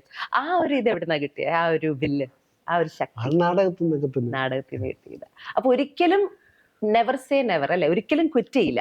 ഇല്ല, അങ്ങനെ പറ്റൂലല്ലോ. കൂടെ നമുക്ക് നമ്മളെക്കാളും മിടുക്കനായിരിക്കും ചിലപ്പോ തൊട്ടുപുറയിൽ എങ്ങനെയോ ഒരു ഇതായിരിക്കും. ഇതിന്റെ ഉള്ളിലുള്ള ഇപ്പൊ ഇന്ദ്രൻ ചേട്ടൻ അത്രയും അധികം സിനിമയെ സ്നേഹിക്കുന്നു, അഭിനയിക്കാൻ സ്നേഹിക്കുന്നു. ഇതിൽ എപ്പോഴെങ്കിലും പ്രാരാബ്ദം കാരണം അഭിനയിക്കണം എന്ന് തോന്നിയിട്ടുണ്ടോ? അങ്ങനത്തെ ഒരു സിറ്റുവേഷൻ വന്നിട്ടുണ്ടോ? കുടുംബത്തെ നോക്കണം, ജീവിതം? ഒരിക്കലും വന്നിട്ടില്ല. അതെനിക്ക് തോന്നി. അത് വരില്ല. അത് നമ്മുടെ തൃപ്തിക്ക് വേണ്ടിയിട്ടാണ്. ചിലപ്പോ ഒരു 1.5 രൂപ ശമ്പളം കിട്ടുന്ന ഒരു ദിവസം ശമ്പളത്തിൽ നിന്ന് എടുത്ത് 1.5 രൂപ അത്രയും പറയുവാണ്. ഞാൻ നാടകം കളിക്കുമ്പോ അന്ന് ഒരു ദിവസം 1.5 രൂപയുള്ളൂ. അന്നിപ്പോ ഞാൻ നല്ല കൈത്തുന്നലുകാരനാണ്. എന്നിട്ട് അന്ന് 1.5 രൂപ നല്ല ശമ്പളമാണ്. അതിന്ന് പൈസ എടുത്ത് മാറ്റിയിട്ടാണ് നമ്മൾ നടിക്കും കർട്ടനും ഒക്കെ കൊടുത്തിട്ട് നാടകം കളിക്കുന്നത്. നമുക്ക് തരുന്നൊരു സ്റ്റേജും മൈക്കും മാത്രമേ ഉള്ളൂ. അപ്പൊ അത് നമ്മുടെ സംതൃപ്തിക്ക് വേണ്ടിയിട്ടാണ്. പക്ഷെ അപ്പോഴും വീട്ടിൽ നമുക്കുള്ള ദൈനംദിന കാര്യത്തില് അളവിൽ കുറവ് വരുത്താതെ ചെയ്യുന്നതുകൊണ്ടാണ് ആ സംതൃപ്തി നമുക്ക് കിട്ടുന്നത്. അപ്പൊ അധികം ഞാൻ ജോലി ചെയ്യുന്നുള്ളത് മാത്രമേ ഉള്ളൂ. ഇനി ഒരു സെഗ്മെന്റിലേക്ക് പോവാണ്. ഞാൻ പെട്ടെന്ന് ഒരു ചോദ്യങ്ങൾ ചോദിക്കാം. അപ്പൊ എല്ലാം ആദ്യമായിട്ട് നടന്ന സംഭവങ്ങൾ അത് ഞാൻ ചോദിക്കാം. ആദ്യം കിട്ടുന്ന കാശ്, ഫസ്റ്റ് പേയ്മെന്റ് എപ്പോഴാ കിട്ടിയേ? വർഷം അറിഞ്ഞൂടാ. ആദ്യം മാമന്റെ 50 വയസ്സ് തുന്നലിന് അല്ലേ? ചെറുപ്പത്തില്, ചെറിയ പ്രായത്തിൽ തന്നെ ജോലി ചെയ്തു തുടങ്ങി. ഏറ്റവും ആദ്യത്തെ സിനിമ ചൂതാട്ടം. കറക്റ്റ്. പേരുള്ള കഥാപാത്രം ആദ്യത്തെ?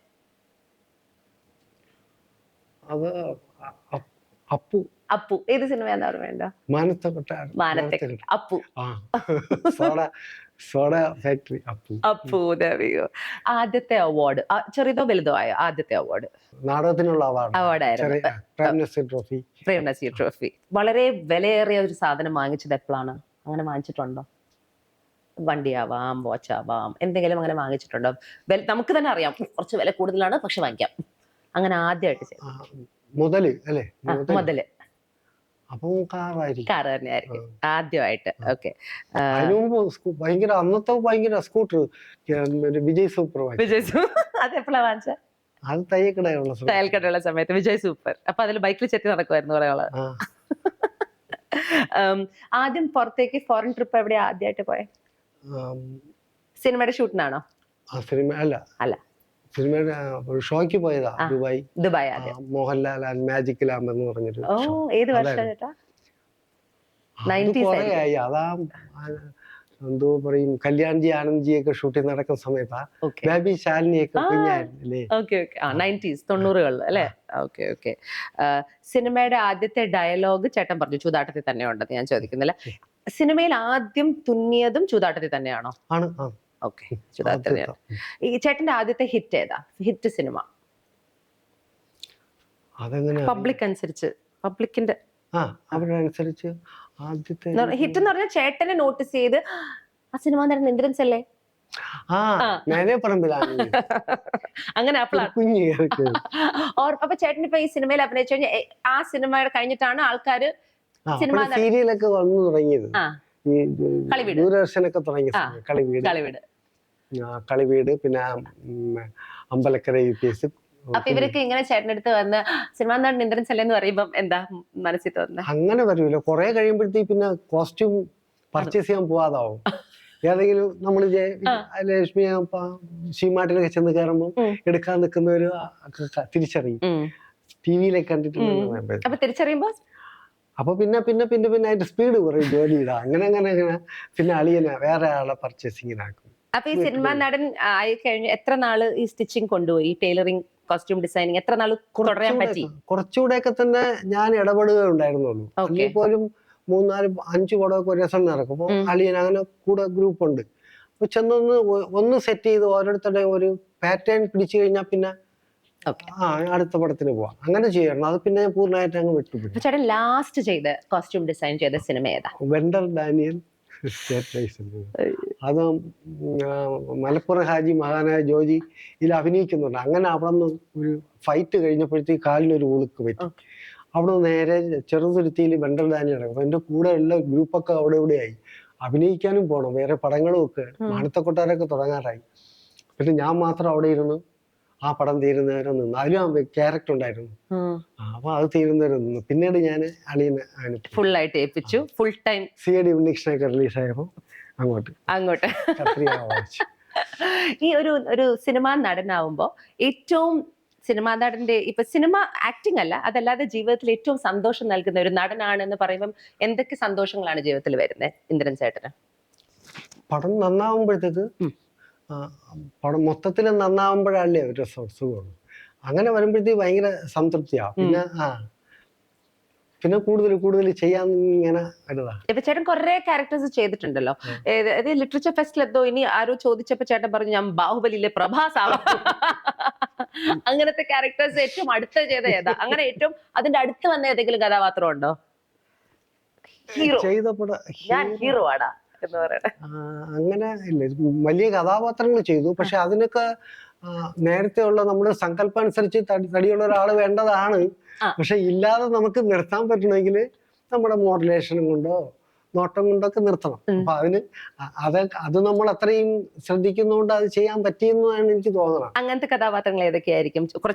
ഞാൻ കുറച്ച് വർക്ക് ചെയ്തു. ശരിക്കും മൺട്രോ തുരുത്ത് അങ്ങനത്തെ ഒരു കഥ. മൺട്രോ തുരുത്ത് ഇത്തിരി കായബലമൊക്കെ ഉള്ളൊരു അപ്പൂപ്പന്റെ കഥാപാത്രമാണ്. അതെനിക്ക് തോന്നുന്നത് എന്റെ ഒരു തൃപ്തിക്ക് ചെയ്തുവെങ്കിലും ആ അഭിപ്രായമുള്ളവർ വേറെ ഉണ്ടാവും. പിന്നെ ചെയ്ത ആള് കഴിഞ്ഞാല് ഇതുപോലെ ഈ ആളൊരുക്കത്തിലെ പപ്പു പിഷാരടിയും കുറച്ചുകൂടെയൊക്കെ ആവാം എന്നൊക്കെ ഉള്ള. അപ്പൊ എങ്കിലും നമ്മളെ സംബന്ധിച്ച് അപ്പൊ അതൊക്കെ അങ്ങനെ വിട്ട് കിട്ടിയത് കൊണ്ടാണ് ബാഹുബലിയൊക്കെ സ്വപ്നങ്ങള്. ഇപ്പൊ ചേട്ടൻ എപ്പോഴും പറയുമല്ലോ ഇത്രേ ഉള്ളൂ ഇന്ദ്രൻ ചേട്ടൻ, എപ്പോഴും ഇത്രയല്ലേ ഉണ്ടായിരുന്നുള്ളൂ, മാറ്റമേ ഇല്ല. അല്ല ഇതിനെക്കാളും അയ്യോ ഇതിനെക്കാട്ടും ചെറുതായിരുന്നു. പിന്നെ അയ്യോ കാണണം. കണ്ടു, സഹിക്കില്ല. ഞങ്ങൾ കണ്ടിട്ടുണ്ട്. അങ്ങനെ കളിയാക്കിയിട്ടുണ്ടോ ഈ ജീവിതത്തിൽ കുറെ പേര്?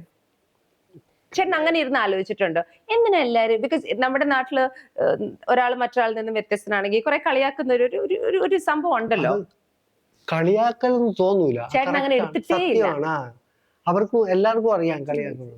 എടാ ചുമ്മാ റത്തോലി പോലെ ഇരിക്കും അവന്റെ കയ്യിൽ പോയിക്കണം എന്ന് പറയുമ്പോഴത്തേക്ക് നമുക്കറിയാം നമ്മൾ അത്ര ഉള്ളതെന്ന് അറിയാലോ. കള്ളത്തരമല്ലല്ലോ. എനിക്കത് ഭയങ്കര ഇൻട്രസ്റ്റിംഗ് ആയി തോന്നി ഇന്ദ്രൻ ചേട്ടൻ അത് ഈ ഒരു പോയിന്റ് പറയുന്നത്. സത്യമാണല്ലേ? അത് പിന്നെ നമ്മളതിനെ മൂടി വെച്ചിട്ട് കാര്യമില്ല. ഓക്കെ, ഞാൻ ഇനി ചേട്ടൻ്റെ അടുത്ത് ഒരു സെഗ്മെന്റ് കൂടെ ചോദിക്കാം. ചേട്ടാ, ഞാൻ ഒരാളുടെ പേര് പറയാം, അദ്ദേഹത്തെ കുറിച്ച് ചേട്ടന് തോന്നുന്ന ഒരു എന്തെങ്കിലും പറയാം. പത്മരാജൻ സർ. ഞാൻ ആരാധന. ജഗതി ചേട്ടൻ. ചേട്ടൻ ഒരു ഗുരുവാ, ഗുരുവോട് പഠിക്കാനുണ്ട്. ഗുരു. ലളിത ചേച്ചി. അത് തന്നെ ഗുരുസ്ഥാനീയ. ജയറാം. നല്ല കൂട്ടുകാരനല്ലേ? മഞ്ജു ചേച്ചി, മഞ്ജുപിള്ളെ. മഞ്ജുപിള്ള അതുപോലെ നല്ല കൂട്ടുകാരി. ലാലേട്ടൻ നമ്മളെ വിസ്മയിപ്പിക്കുന്ന വിസ്മയങ്ങളാണ്. മമ്മൂക്കയും അത് തന്നെ. ഉർവശി ചേച്ചി. ഒരു പിടി വിസ്മയിപ്പിക്കുന്ന. അതെ. മലയാള സിനിമയിൽ ഇന്ദ്രൻ ചേട്ടന്റെ ഏറ്റവും അടുപ്പമുള്ള ആൾക്കാർ ആരൊക്കെയാണ് കൂട്ടുകാരായിട്ട്? ഇപ്പൊ ജയറാമേട്ടനെ പറഞ്ഞ പോലെ പ്രേംകുമാർ, അങ്ങനെ കുറച്ചു പേരൊക്കെയാണ്. കൊച്ചു പ്രേമൻ ചേട്ടനൊക്കെ അങ്ങനെ ഉള്ളായിരുന്ന. അങ്ങനെ നമുക്ക് കളി ഹരിശേഷം അങ്ങനെ കൂട്ടുകൂടാൻ പറ്റിയ കുറച്ച് പേരുണ്ട്. എപ്പോഴും വിളിക്കുകയും കളി കുറേയൊക്കെ അതൊക്കെ ചെയ്ത്. ഇപ്പം എങ്ങനത്തെ സിനിമകൾ കാണാനാണ് ഇന്ദ്രൻ ചേട്ടന് ഇഷ്ടം? ഇച്ചിരി നല്ല ജീവിതം, നമ്മുടെ സമയത്തിന് ഒരു വില കിട്ടണം. ഒന്നുകിൽ നല്ല കോമഡി ആയിരിക്കണം, അല്ലെങ്കിൽ നമ്മള് ഒരു പുസ്തകം വായിക്കുന്ന ഒരു സുഖം. കൊറേ വായിക്കും അല്ലേ ഇന്ദ്രൻ ചേട്ടൻ? വായിക്കുമായിരുന്നോ? വായിക്കുമായിരുന്നു. എങ്ങനത്തെ ബുക്സ് ആണ് കൂടുതൽ വായിക്കുക? വായിക്കുന്നതെല്ലാം വായിക്കും. യാത്രാ വിവരണം, പിന്നെ നോവല്, കഥകളൊക്കെ വായിക്കും. ഇപ്പൊ ചേട്ടന്റെ കുടുംബം അല്ലേ, ഇപ്പൊ മഹേന്ദ്രനാണെങ്കിലും മഹേദയാണെങ്കിലും ചേച്ചിയാണെങ്കിലും ഈ പഴയ കോമഡി കഥാപാത്രങ്ങൾ അവതരിപ്പിച്ച് ഞങ്ങൾ ഇത്രയും ചിരിപ്പിച്ച ഇന്ദ്രൻ ചേട്ടൻ പെട്ടെന്ന് ഇത്രയും സീരിയസ് ആയിട്ട് വന്നിട്ട് ഇങ്ങനത്തെ ക്യാരക്ടേഴ്സ് ഒക്കെ ചെയ്യുമ്പോൾ അവരിൽ വല്ലതും മാറ്റം വന്നോ? ഇതൊക്കെ കണ്ടിട്ട് എന്താ പറയാ, ഒരു ഇങ്ങനെ ഞാൻ പ്രതീക്ഷിച്ചില്ല, പ്രേക്ഷകർ തന്നെ പ്രതീക്ഷിച്ചില്ല ഇത്രയും ഒരു സ്വിച്ച് ഇന്ദ്രൻ ചേട്ടന്റെ ഒരു അഭിനയ ജീവിതത്തില്. അപ്പോ കുടുംബം അതിനെങ്ങനെ അപ്രോച്ച് ചെയ്തേ? എനിക്ക് തോന്നുന്നു അവർക്ക് ജഡ്ജ് ചെയ്യാൻ പറ്റൂല. കാരണം നമ്മുടെ സഹിച്ചോണ്ടിരിക്കുന്നവരല്ലേ. വെളിയിൽ കോമഡി നമ്മൾ ക്യാരക്ടർ ചെയ്യുന്നത്, വീട്ടില് നമ്മുടെ ജീവിത കാര്യങ്ങളൊക്കെ വളരെ സീരിയസ് ആണ്. ആണോ? നമ്മൾ ചർച്ച ചെയ്യുന്ന കാര്യങ്ങളൊക്കെ അങ്ങനെയാണ്. അപ്പൊ എങ്ങനെയോ അറിയാതെ അവിടേക്ക് എത്തുമ്പോഴത്തേക്കും പുറത്തെല്ലാരും അത് കൊള്ളാന്ന് പറയുമ്പോഴായിരിക്കും ഒരുപക്ഷെ അവരും ആലോചിക്കുന്നതേ. അപ്പൊ അവർക്കൊക്കെ ചിലപ്പോൾ അങ്ങനെ തോന്നുമ്പോഴത്തേക്ക് അച്ഛൻ കുഴപ്പമില്ല എന്ന് അവർക്ക് തോന്നുമായിരിക്കും. കൊച്ചുമക്കൾക്ക് പ്രായമായിട്ടില്ല അവർക്ക്. അപ്പോ എന്താ പറയാ, ഈ ഒരു സിനിമ ഒന്നും അല്ലാത്ത സമയത്ത് എന്താണ് ചേട്ടൻ ചെയ്യാറ്? ഇപ്പൊ റിലാക്സ് ചെയ്യാൻ ഇന്ദ്രൻ ചേട്ടൻ എന്ത് ചെയ്യും? ചുമ്മാ ഒരു കുട്ടി പേശ കൊടുത്ത് അങ്ങനെ ചുറ്റും നടക്കും. അവിടെയൊക്കെ ഒന്ന് ചെടിയുടെ കൂട്ടത്തിനും അവിടെയൊക്കെ കുറെ നേരം ചുമ്മാ വെറുതെ ഇരിക്കാൻ ഭയങ്കര ഇഷ്ടമാണ്. വെറുതെ ഇരിക്കാൻ ചിന്തിച്ചിരിക്കുകയാണോ അതോ വെറുതെ ഒന്നും അങ്ങനെ പലതും ആലോചിക്കാൻ വേണ്ടിട്ടാ. എന്തിനെ കുറിച്ചൊക്കെ ആലോചിക്കും? ചെയ്തു ഈ പറഞ്ഞ ഒരു പഴയ സിനിമ ഓർത്താൽ തന്നെ കുറെ നേരം തന്നെ ഒരുമിച്ചിരിക്കാം. അതിലുള്ള പാളിച്ചകൾ കണ്ടുപിടിക്കും. പിന്നെ അതിന്ന് വേറെ എന്തെങ്കിലും കിട്ടും, ഒന്നിന്ന് കിട്ടും. അങ്ങനെ ഒറ്റയ്ക്കിരിക്കാൻ ഭയങ്കര ഇഷ്ടമാണ്. വായിക്കാൻ കിട്ടിയാൽ വലിയ സൗകര്യം. അതും ചെയ്യും. അത് നമ്മൾ കൊതിപ്പിക്കുന്ന ബുക്കാണെങ്കിൽ കുറെ കൂടെ അങ്ങിരുന്നു. കുറെ കൂടെ. സിനിമയല്ലാതെ വായനയല്ലാതെ വേറെ വല്ല മേഖലകളിൽ ഇഷ്ടമാണോ? ഇപ്പം പാട്ട്, ഡാൻസ്? അതൊക്കെ അതിന്റെ ഇടയ്ക്ക് ദൈനംദിനം കാര്യങ്ങൾ പോലെ നടന്നോളും. പാട്ട് കേൾക്കലും ഡാൻസും കാര്യങ്ങളൊക്കെ അങ്ങനെ. അപ്പൊ എങ്ങനത്തെ പാട്ടുകളാണ് ഇന്ദ്രൻ ചേട്ടന് കേൾക്കാൻ ഇഷ്ടം? എനിക്ക് പഴയ പാട്ടുകൾ. എങ്ങനത്തെ ഒരു പാട്ട്? സമാധാനമുള്ള പാട്ടുകൾ. സമാധാനമുള്ള പാട്ട് ഏതായാലും സമാധാനമുള്ള പാട്ട് പെട്ടെന്ന് ഓർമ്മ വരുന്നത്? പഴയതെല്ലാം അങ്ങനെയാണ്. എല്ലാം അപ്പം അമ്പലക്കുളങ്ങര കുളിക്കാൻ പോയതും പുഷ്പം മാത്രം അങ്ങനെയൊക്കെയുള്ള നല്ല കവിത പോലെയുള്ള ഗാനങ്ങൾ. ഓക്കെ, ഞാൻ ഇനി ചോദിക്കാൻ ഉദ്ദേശിക്കുന്നത്, ഈ ഇമോഷണൽ പെർഫോമൻസസ് അഭിനയിക്കുമ്പം എപ്പോഴെങ്കിലും ബുദ്ധിമുട്ടിയിട്ടുണ്ടോ? ഒരു കുറച്ചൊന്ന് താളം തെറ്റിയിട്ടുണ്ടോ? അത് ഒരുപാട് അലോസരപ്പെടുത്തുന്ന അതിനുള്ള നമ്മളെ ചുറ്റുവട്ടം ശരിയല്ലെങ്കിൽ ഭയങ്കരമായിട്ട് സങ്കടം തോന്നും. ആണോ? നിശബ്ദത വേണം. പിന്നെ ആ ഡയറക്റ്റ് നമ്മൾ പറയുന്ന പോലെ ചെയ്ത് തൃപ്തിപ്പെട്ടാൽ പിന്നെ അതിൽ കൈവയ്ക്കാതിരിക്കണം. അത് ഭയങ്കര സങ്കടം തോന്നും. സങ്കടം തോന്നുന്നത് ഞാൻ തോറ്റു പോവുകയാണെന്നൊരു തോന്നല് അവിടെ എത്താൻ പറ്റൂല. പിന്നെ അവർ പിന്നെയും പിന്നെയും എന്ന് പറയുമ്പോൾ നമുക്ക് അവിടേക്ക് എത്താൻ പറ്റില്ല. അത് സ്വയം സങ്കടം തോന്നണം. അങ്ങനെ ബുദ്ധിമുട്ടി അഭിനയിച്ച് സ്ക്രീനിൽ കാണുമ്പോൾ സന്തോഷം വന്ന ഏതെങ്കിലും കഥാപാത്രം ഉണ്ടോ? കുറച്ച് സ്ട്രഗിൾ ചെയ്തു പക്ഷെ റിസൾട്ട് സൂപ്പർ ആയിരുന്നു തോന്നിയിട്ട്? അങ്ങനത്തെ പടങ്ങളുണ്ട്. അതൊക്കെ ഒരുപാട് പടത്തിൽ അങ്ങനെ തോന്നിയിട്ടുണ്ട്. എങ്കിലും ചില അസാധ്യമായിട്ടുള്ളത് നമുക്ക് പറ്റാതെ വരുമ്പോഴത്തേക്കും എന്നിട്ട് വിഷമിച്ച് ചെയ്തിട്ട് അയ്യോ അതിലൊന്നും ഏറ്റില്ലല്ലോ, അത് അങ്ങോട്ട് ഫലിച്ചില്ലല്ലോ, നിരാശ. അങ്ങനത്തെ സിനിമ ഉണ്ടോ? പറയണോ? പറയണ്ട. അങ്ങനെയുണ്ട്, വിജയിക്കുന്ന പോലെ അങ്ങനെയുണ്ട്. ഓക്കെ, അങ്ങനെയുണ്ട്. അപ്പൊ ഇങ്ങനെ സിനിമാ ജീവിതത്തിൽ എന്തെങ്കിലും ചെറിയ പ്രതിസന്ധികൾ ഇപ്പം അഭിനയ റിലേറ്റഡ് ആവാൻ വരുമ്പം ആരാണ് ഏറ്റവും കൂടുതൽ അഡ്വൈസ് നൽകാറ് ചേട്ടന്? അപ്പൊ ചേട്ടൻ അങ്ങനെ ഒരു അഡ്വൈസ് വേണമെന്ന് തോന്നുമ്പോ അങ്ങനെ ആരെങ്കിലും വിളിക്കാറുണ്ടോ? അതോ ആരെങ്കിലും എന്തെങ്കിലുമൊക്കെ പറഞ്ഞു തരാറുണ്ടോ ഈ മേഖല? ഇല്ല, ചിലപ്പോൾ മധുബാലിന് ഇങ്ങനെയൊക്കെയുള്ള കാര്യങ്ങൾ സംസാരിക്കുന്നത് ജഗദീഷ് സാറുമായിട്ട്.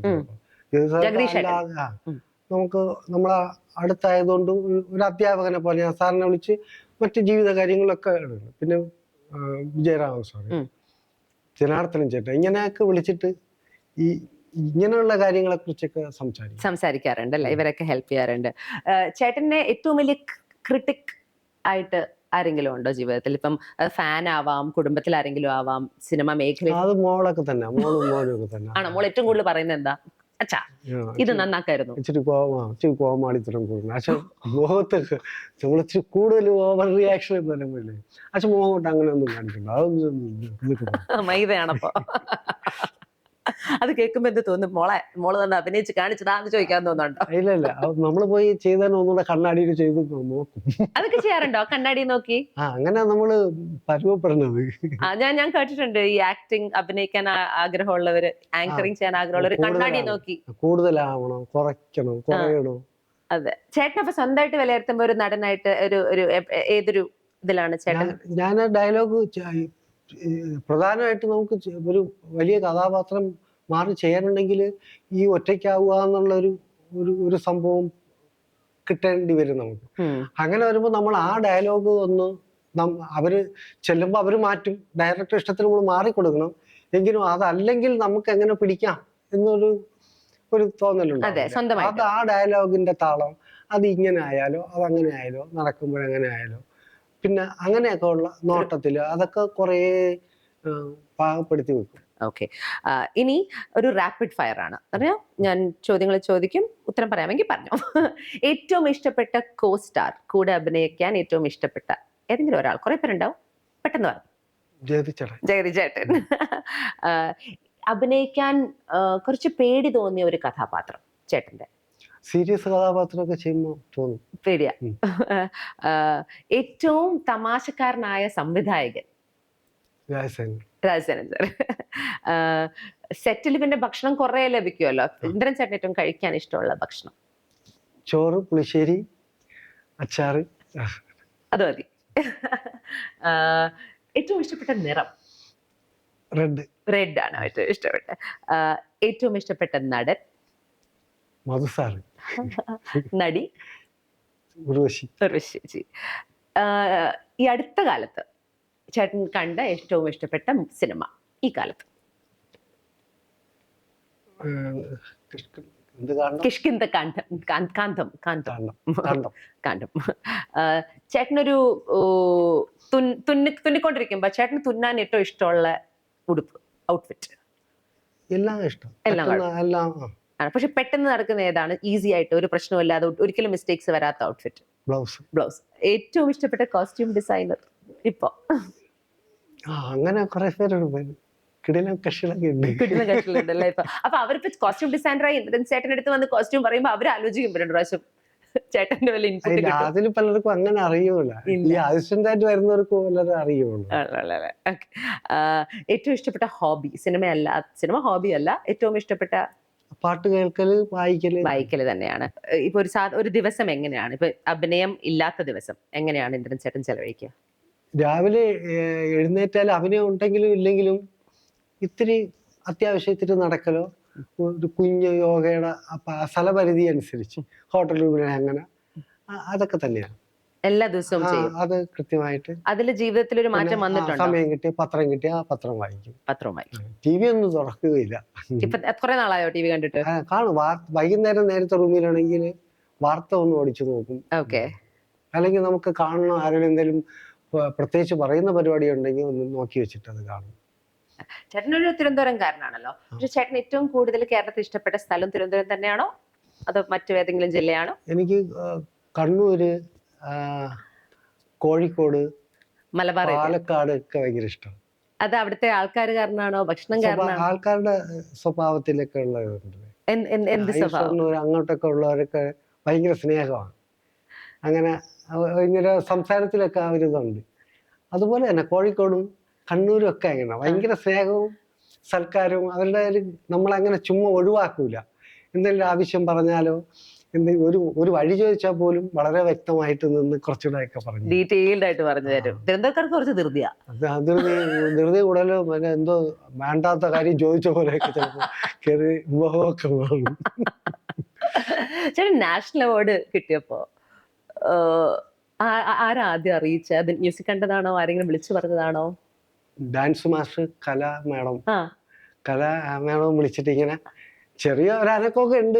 നമ്മൾ കുറെ ഫൈറ്റ് ചെയ്തു, നിവർത്തിയില്ല എന്നൊക്കെ പറഞ്ഞു. അപ്പൊ ഉടല് മേനക മേഡം പറഞ്ഞു ഉടല് കൂടെ ഉണ്ടായാലും നമുക്കൊരു പിടിക്കാൻ, അത് കൊടുത്തില്ല അവര്. അത് കൊടുത്തില്ല. അതുകൊണ്ട് ഭയങ്കര സിനിമയായിരുന്നു ഉടല്. അങ്ങനെ പറഞ്ഞു അവര്, ഒരു ചെറിയ സൂചന. എന്നിട്ട് പിന്നെ അത് ന്യൂസിലാണ് കാണുന്നത്. അപ്പൊ എന്താ തോന്നി? കൊറേ നേരം ഇങ്ങനെ പുകഞ്ഞ് പഞ്ഞി പോലെ കഴിഞ്ഞു അല്ലേ? എന്തൊരു ഫീലിംഗ് അല്ലേ അത് ഇത്രയും വർഷത്തിന് ശേഷം? പിന്നെ നടക്കുമ്പോഴുള്ള ആ താളമൊക്കെ തെറ്റിപ്പോയി കുറച്ച്. ചിലപ്പോ രണ്ട് കാലമൊക്കെ ഒരുമിച്ച് നടക്കുമ്പോ. അമേസിംഗ്. എന്നിട്ട് അത് പ്രസിഡന്റ് കയ്യിൽ നിന്ന് വാങ്ങിക്കുമ്പോഴോ അതെങ്ങനെയായിരുന്നു? വാങ്ങിക്കുമ്പോഴും നമ്മള് എന്തോ ഒരു നമ്മളെ അവിടെ ഉണ്ടാവൂല, ഇതിനകത്ത് ഞാനുണ്ടാവൂല, ആ വ്യക്തി ഉണ്ടായില്ല. എനിക്കൊരു എല്ലാവർക്കും അങ്ങനെയൊക്കെ ആയിരിക്കും. നമ്മൾ സ്വപ്നമൊക്കെ കാണുകയും ആഗ്രഹിക്കുകയൊക്കെ ചെയ്യുമെങ്കിലും അവിടെ എത്തുന്ന പറയുമ്പോ ആരും എടുത്തെറിഞ്ഞതുപോലെ.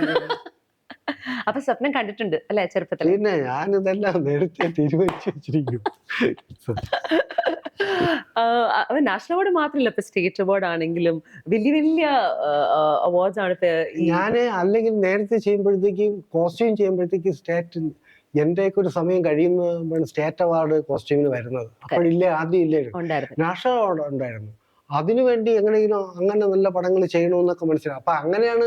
പക്ഷെ അത് മാറി കോസ്റ്റ്യൂമിന് 2 പ്രാവശ്യം കിട്ടി. നമ്മുടെ ഗ്രൂപ്പിന് തന്നെ 2 പടത്തിന് നാഷണൽ അവാർഡ് കിട്ടിയിട്ടുണ്ട്. ഗുരു അല്ല, ഗുരു സതീശനായിരുന്നു. ഇത് നമുക്കിടെ കുട്ടിശ്രാങ്കും പിന്നെ ഒരു തമിഴ് പടം നൻഗ്രാമം അളിയന് കിട്ടിയായിരുന്നു. എനിക്കുള്ളത് മാറിപ്പോയി, ഞാൻ പ്രതീക്ഷിക്കാത്തടുത്തായി. പക്ഷെ അതിനും കൂടെ സിനിമാ ജീവിതത്തിൽ നമ്മള് കലക്കി. അപ്പൊ ഇനി ചേട്ടന് എന്താണ് ആഗ്രഹം? മലയാള സിനിമയിൽ ഇനി എന്തൊക്കെ ചെയ്യണം? നല്ല നല്ല സിനിമയുടെ കൂടെ ചേരണമെന്ന് ഇപ്പോഴും കാണും. അപ്പൊ അങ്ങനെ ഇതുവരെ അഭിനയിക്കാൻ പറ്റാത്ത ആൾക്കാർ സിനിമയാണ്, അയ്യോ അത് അവിടെ പോയി അവിടത്തെ മത്സരത്തിലുണ്ടോ, അയ്യോ അതിൽ ഞാനില്ലല്ലോ, അങ്ങനെ. നല്ല പടങ്ങളില് നല്ല സിനിമയുടെ ഭാഗമാണ്, നല്ല ക്യാരക്ടർ ചെയ്യണം. ഇനിയൊക്കെ നമുക്ക് അത്രയും പണ്ടത്തെ പോലത്തെ ഒരു കൊതി ഉണ്ടെങ്കിൽ അങ്ങനെ നമ്മൾ മനസ്സ് വിചാരിക്കുന്നിടത്ത് പോലെ ശരീരം വരണമെന്നില്ലല്ലോ. അപ്പൊ അതുകൊണ്ട് തന്നെ കുറെ നല്ല ക്യാരക്ടർ ചെയ്യണം, അതിനുവേണ്ടി തയ്യാറാവണം എന്നൊക്കെ തന്നെയാണ്. ഇപ്പൊ ചേട്ടൻ OTT-ലും വന്നോടെ അല്ലെ, കേരള ക്രൈം ഫയൽസും അതും വളരെ വലിയ രീതിയിൽ അംഗീകാരം നേടിയതാണ്. അപ്പൊ ഈ OTT പ്ലാറ്റ്ഫോം, സോഷ്യൽ മീഡിയ ഇതൊക്കെ വന്നതിന് ശേഷമുള്ള മാറ്റങ്ങൾ എന്തൊക്കെയാണ് ഒരു നടൻ എന്ന നിലയ്ക്ക് ചേട്ടൻ അനുഭവിക്കുന്നത്? ശരിക്കും സിനിമയ്ക്ക് അതിരുകളില്ലാണ്ടായി. നമ്മുടെ മലയാള സിനിമ നമുക്ക് കേരളത്തിൽ മാത്രമേ തിയേറ്ററുള്ളൂ, ആ തമിഴ്നാട്ടിൽ പോലും മലയാള പടം കളിക്കുന്നില്ല എന്നൊക്കെ വിഷമിച്ചിരുന്ന നമുക്ക് നമ്മുടെ വളരെ വിശാലമായിട്ടൊരു വേലി തുറന്നു തന്നതുപോലെയായി. ഇപ്പൊ തമിഴ്നാട്ടിലുള്ള പടം ഇവിടെ കാണുന്ന പോലെ തന്നെ നമ്മളെ പടം അവരും കാണുന്നു എല്ലായിടത്തും. അപ്പൊ എനിക്ക് കോമൊക്കെ ഇറങ്ങിയപ്പോഴത്തേക്ക് ആദ്യം സങ്കടം തിയേറ്റർ രണ്ടാമത് അടച്ചുപോയ സമയമായിരുന്നു. അതെ. അപ്പോഴും വലിയ സങ്കടമായിരുന്നു. പക്ഷെ അത് പിന്നെയാണ് അതിനേക്കാളും വലിയൊരു തലം ഇതിനുണ്ടായിരുന്നു അറിയാം. സത്യം സത്യം. ഇന്ദ്രൻ ചേട്ടാ, ഒരു നടൻ അല്ലെങ്കിൽ ഒരു കോസ്റ്റ്യൂം ഡിസൈനർ അല്ലായിരുന്നെങ്കിൽ ഇന്ദ്രൻ ചേട്ടൻ ആരായനെ? ചിന്തിക്കാൻ പോലും വയ്യ സത്യമായിട്ട്. അങ്ങനെ ആലോചിച്ചിട്ടേ ഇല്ല. ചിന്തിക്കൂല. ചിന്തിക്കാൻ വെച്ചാല് തയ്യൽക്കാരനാവുക, അല്ലെങ്കിൽ പിന്നെ ഏതെങ്കിലും അവരെന്തോ ചെയ്യും. അന്നത്തെ പെട്ടെന്ന് കുട്ടികളെ അന്ന് പഠിക്കാൻ വിടുന്നത് ഒന്നുകിൽ കെട്ടിടം പണിക്കാരുടെ കൂടെ വിടും, അല്ലെങ്കിൽ അതിന് എനിക്ക് തടിയില്ലാത്തതുകൊണ്ട് ഒരിക്കലും വിടത്തില്ല. തയ്യക്കട അല്ലെങ്കിൽ പിന്നെ വർക്ക്ഷോപ്പില് ബീഡി തെറുപ്പുകാരുടെ കൂടെയൊക്കെ വിടുത്തു. അപ്പൊ എനിക്ക് ഇഷ്ടം തയ്യലായിരുന്നത് കൊണ്ട് അങ്ങനെ. പിന്നെ മാമനും തയ്യക്കടയൊക്കെ ഉണ്ടായിരുന്നു. അപ്പൊ അങ്ങനെ ഇന്ദ്രൻസ് ടൈലറിംഗ് അങ്ങനെ വരുള്ളൂ.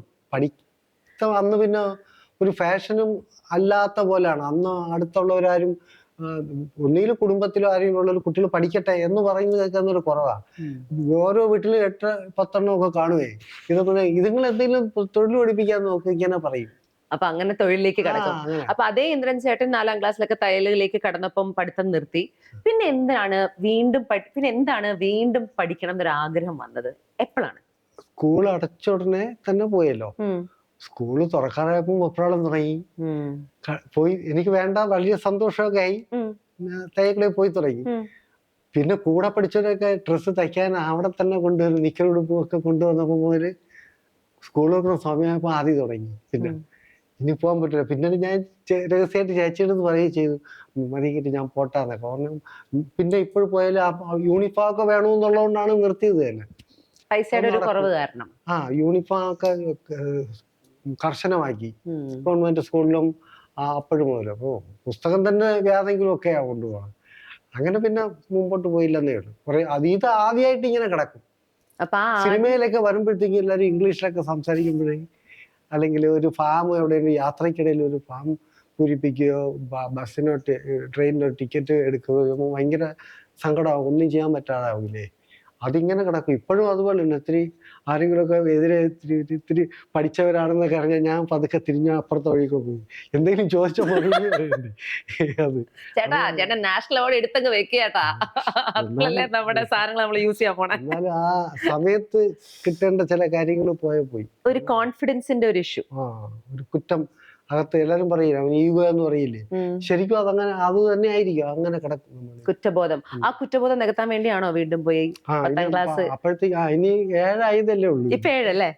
7 ഇനി 10 എഴുതാൻ പറ്റും. ഇനി 10 എഴുതാൻ പറ്റും. എങ്ങനെയുണ്ടായിരുന്നു ആ ഒരു അനുഭവം ഈ പ്രായത്തില്? നല്ലതാ. പക്ഷെ ഇനി 10 എഴുതുമ്പോൾ കുറച്ച് കഠിനമാക്കി. ഹിന്ദി വേണം അങ്ങനെയൊക്കെ. ഹിന്ദിയൊക്കെ കുറച്ചെങ്കിലും പഠിച്ചിട്ടേ ഇല്ലല്ലോ. അന്നും 4 ഇല്ലായിരുന്നു. ABCD തുടങ്ങിയതേ ഉള്ളായിരുന്നു ആ സമയത്ത്. അപ്പൊ ആ ഒരു കുറച്ചൊരു പഠിത്തം തുടങ്ങി, ഈ പ്രായത്തിലെ പഠിത്തം തുടങ്ങിയപ്പോ അതിലൊരു ചെറിയ മാറ്റം വന്നു തുടങ്ങിയോ? മാറ്റമൊന്നും വന്നില്ല. എന്നെ സമാധാനപ്പെടുത്താം. കണ്ണാടി നോക്കിയിട്ടുള്ള 4 ഇപ്പൊ 7 ആയി എന്ന് പറയുന്നത്. അപ്പൊ ഇത് വീട്ടിൽ പറഞ്ഞു ചേട്ടാ ഞാൻ 7ാം. അപ്പൊ എന്താ അവര് പറഞ്ഞ? അവര് പഠിച്ചോളാൻ തന്നെ അവരെല്ലാവരും സപ്പോർട്ടാണ്. സമയം കിട്ടുമ്പോഴായിരുന്നു നന്നായിട്ട് പ്ലാൻ ചെയ്ത് തന്നെ ചെയ്യണം. അതിൽ ഏറ്റവും ടഫ് സബ്ജക്ട് ഏതായിരുന്നു? ഹിന്ദി തന്നെയാണ്. आपको हिंदी पता नहीं है? അതൊക്കെ ഒരു हिंदी मूवीज नहीं देखते आप?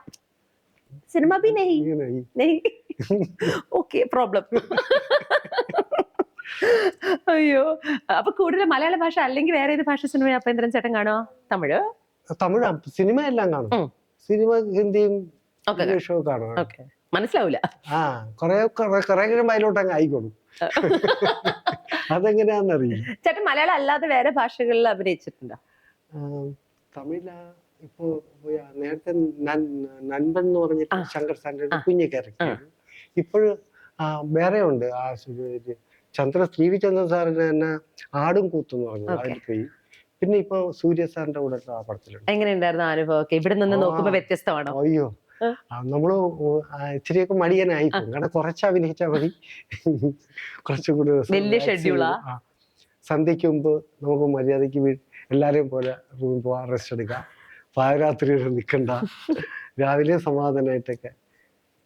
ഭയങ്കര ഈസിയാണ് അല്ലേ?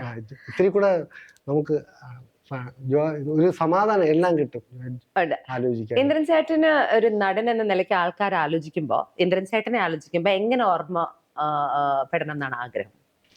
ശല്യം ഇല്ലാത്തതാണ് വിചാരിച്ചാൽ Too cute ഇന്ദ്രൻ ചേട്ടാ. അയാളെ വിളിക്കലോ ഭയങ്കര ശല്യമാണ് എന്ന് പറയാതിരുന്നോ? അങ്ങനെ എന്തായാലും പറയിച്ചിട്ടുണ്ടാവില്ല. അങ്ങനെയല്ല, അങ്ങനെ പറയാതിരുന്ന ചിലപ്പം അത് മതി, ഉം. അത് മാത്രം മതി അല്ലെ? അതെന്താ ആ ഒരു പോയിന്റ്? അങ്ങനെ ശല്യം ചേട്ടൻ കുറെ കണ്ടിട്ടുണ്ടോ? അന്ന് നേരത്തെ ഇദ്ദേഹം തന്നെ ചോദിച്ചൊരു ചോദ്യത്തിൽ അതിന് മറുപടി ഉണ്ട്. പുതിയ ഒരാള് സിനിമ ചെയ്യാൻ പറ്റുമ്പോൾ ഒരുപാട് സ്വപ്നങ്ങൾ, അയാള് ഒരു കഥ അല്ലെങ്കിൽ അയാളെ ആരെയൊക്കെ ഓർമ്മിച്ചിട്ടായിരിക്കും സിനിമ ചെയ്യാൻ പറ്റും, കൊതിച്ചിട്ടായിരിക്കും. എന്നിട്ട് ഒരു പ്രൊഡ്യൂസർ ഉണ്ടാകുക അതിനേക്കാളും കഷ്ടമാണ്. അയാളെ ബോധ്യപ്പെടുത്തി അങ്ങനെ വരുമ്പോഴത്തേക്ക് നമ്മൾ ഒറ്റ ദിവസം കൊണ്ടാണ് നമ്മൾ ഡേറ്റ് വാങ്ങിച്ച് ചെല്ലണേ. ചെന്നിട്ടാണ് ആ സീൻ വാങ്ങിച്ചിട്ട് അതങ്ങനല്ലേ ഇതിലെ 100 ചോദ്യം അയാളെ കാപ്പാടെ കുഴപ്പിച്ച് കൺഫ്യൂഷൻ തലവേദനയായി അവസനെ നിലാത്ത് തുറന്നിട്ട് അങ്ങനെ ഒന്നും പറയാനും പറ്റൂല. അപ്പോൾ തടസ്സം ഉണ്ടെങ്കിൽ അങ്ങ് ചെയ്തു കൊടുക്കുക എന്നുള്ളതേ ഉള്ളൂ. അപ്പൊ ചേട്ടൻ ഒരു സിനിമയ്ക്ക് നോ പറഞ്ഞിട്ടില്ല? അങ്ങനെയൊന്നും പറഞ്ഞിട്ടില്ല. പറഞ്ഞിട്ടില്ല? വരുന്ന എല്ലാ തെറി പറയണ സിനിമ ഉണ്ടെങ്കിൽ പോവില്ല എന്ന് വായിക്കുന്നു. അങ്ങനെ വന്നിട്ടുണ്ടോ? തെറി പറയണത് ഇഷ്ടമല്ല. ബുദ്ധിമുട്ടാണ്. അപ്പം ഇപ്പൊ ഇന്ദ്രൻ ചേട്ടൻ്റെ അടുത്ത് 1981 മുതൽ 2025 വരെ ആരൊക്കെ സിനിമ കൊണ്ടുവന്നിട്ടുണ്ടോ അതില് മെജോറിറ്റി സിനിമകൾ അഭിനയിച്ചിട്ടുണ്ട്. വരുന്ന ഒന്നും വിടത്തൊന്നുമില്ല. അങ്ങനെ തീരുമാനിച്ച നല്ല ക്യാരക്ടർ അല്ല, അങ്ങനെ ഒന്നും നോക്കൊന്നുമില്ല. ഇല്ല. എന്താ അതിങ്ങനെ പറയണ എല്ലാം ചെയ്യുന്നു. എന്താണെന്ന് എന്റെ മാത്രമല്ലല്ലോ, അയാളെ തലയിലെഴുത്തുമല്ലേ. അയാളുടെ പ്രാർത്ഥനകൾ ഉണ്ടെങ്കിലും നന്നാവുന്നു. സിനിമ എന്തായാലും സംവിധായകനുള്ളതാ, അതിന്റെ പൂർണ്ണ ഉത്തരവാദിത്വം അയാൾക്കുള്ളതാ. അപ്പൊ നമ്മൾ അവരെ അനുസരിക്കുക, അത് നന്നായാൽ നമ്മൾ നന്നാവും. ഇപ്പൊ ഈ കോമഡി അല്ലെങ്കിൽ ഇമോഷണൽ ട്രാജഡി വെറുതെ വിശേഷിപ്പിക്കാൻ വേണ്ടി ഈ രണ്ടെണ്ണത്തിലും ഇപ്പം ഒരു സിനിമയിൽ ചേട്ടൻ കോമഡി അഭിനയിച്ചുകൊണ്ടിരിക്കുമ്പോൾ മറ്റൊരു സിനിമയിൽ ചിലപ്പം ഇമോഷണൽ ആയ ഒരു ക്യാരക്ടർ അഭിനയിക്കേണ്ടി വരും. ഇതിൽ എങ്ങനെ ഈ സ്വിച്ച് ചെയ്യുന്നത്? അത് ചേട്ടന് ഒരു ബട്ടൺ ആണോ, ചേട്ടന് കുറച്ച് സമയം വേണോ ഈ മാറ്റം? രണ്ടിനും സമയം വേണം മാറാനായിട്ട്. കോമഡി ചെയ്യുമ്പോഴൊരു ഒത്തിരി എക്സസൈസ് ഒക്കെ ചെയ്ത് ഇത്തിരി തുള്ളിച്ചാടി കുറെ കുസൃതിയൊക്കെ മനസ്സിൽ നിറച്ച് അങ്ങനെ ഇച്ചിരി അത് വേറൊരു ഇതാണ്. മറ്റേന്ന് ഇത്തിരി മൂടിയാവും, നമ്മളൊരു ധ്യാനം പോലെയൊക്കെ ആയിപ്പോകും. ആ അതിന്റെ ഒരു പശ്ചാത്തലത്തിലോട്ട് ഇത്തിരി കുറെ മുമ്പന്നേ നമ്മൾ സഞ്ചരിച്ച് അതിലേക്ക് എത്തണം. അവര് പറയും വളരെ ഇങ്ങനെയാണ് കഷ്ടപ്പെട്ട്, അല്ലെങ്കിൽ മോള് അല്ല ഭാര്യയില്ല, ഇങ്ങനെയൊക്കെ ഒരു കഥാപാത്രം പറയുമ്പോൾ നമ്മൾ കുറച്ചുകൂടെ പുറകുന്നേ അവരായിട്ട് ജീവിച്ച് വന്നിട്ട് പെട്ടെന്ന് നമുക്ക് അവരെ നഷ്ടപ്പെടുമ്പം ഉണ്ടാവുന്നൊരിതില്ല. അങ്ങനെ നമ്മളിത്തിരി പുറകുന്നേ വരും. ചേട്ടൻ ഇന്നും ഈ മോട്ടിവേഷൻ നൽകുന്നത് എന്താ ചേട്ടാ? ഇത്രയും നാള് സിനിമയിൽ ചേട്ടൻ ഇന്നും അതേ ഊർജ്ജത്തോടെ നിൽക്കുന്നു. അതിനെന്താണ് ഒരു മോട്ടിവേഷൻ രഹസ്യം, the secret of your success? ഈ പുതിയ ജനറേഷൻ വന്നുകൊണ്ടിരിക്കുന്നില്ല, അവര് നമ്മളെ ഇങ്ങനെ പിരിയേറ്റിക്കൊണ്ടിരിക്കും. അവരാണ് ചേട്ടൻ എനർജി തരുന്നത്. അത് മാറി മാറി ഒരു സിനിമ അവന്റെ ഒരുത്തൻ്റെ അടുത്ത് ചെന്ന് പെടുമ്പോഴത്തേക്ക് അവന്റെ രീതി, അടുത്ത ആളുടെ അടുത്ത് ചെല്ലുമ്പോഴത്തേക്ക് അത് വേറൊരു രീതി, അങ്ങനെ ഇതിങ്ങനെ മാറിക്കൊണ്ട് ഇതിലൊരു നിന്നുപോയാൽ നമ്മൾ ബ്രേക്കായിപ്പോയി. പിന്നെ നമ്മൾ പിന്നിലോട്ട് ചിന്തിച്ച് പ്രായം ചിന്തിച്ച് ഒക്കെ ആയിപ്പോയി.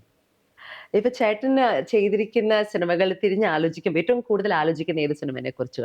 ഇപ്പൊ നല്ല ഓർമ്മകൾ എന്ന് പറയില്ലേ, ഉഫ് ആ സമയം, ആ സിനിമ, ആ സെറ്റ്, ആ അനുഭവം, അങ്ങനെ ചിന്തിക്കുകയാണെങ്കിൽ ഇപ്പൊ ഇന്നൊരു ടൈം മെഷീനിൽ ഞാൻ ഇന്ദ്രൻ ചേട്ടനെ എടുത്ത് വെക്കുകയാണ്, ഏത് സിനിമ സെറ്റിലേക്ക് പോകും? പഞ്ചാബി ഹൗസ്, മാന്നറമത്തെ, അവിടെയൊക്കെ അവരൊക്കെ തഞ്ചത്തോട് ഭയങ്കര വളരെ ആലോചിച്ച് അവര് ആസ്വദിച്ചാ ചെയ്യണം. റാഫി മക്കാട്ടിന്, സിദ്ദിഖ് സാറ്, അവർ ഒരുപാട് ആലോചിച്ച് തന്നെ ഒരു വാക്ക് പാകമല്ലാത്തത് കിട്ടിയില്ലെങ്കിൽ അവര് സമയം പോലും എന്നൊന്നും ഒരു ധൃതി കൂട്ടുകയില്ല. അവരതിന് എത്ര സമയം എടുത്താലും എന്ത് ഹ്യൂമർ കിട്ടുമെങ്കിൽ അതിനൊരു അങ്ങനെ ലാൽ സാർ ആ ഒരു ടീം അങ്ങനെയാണ്. അങ്ങനെ തന്നെയാണ്.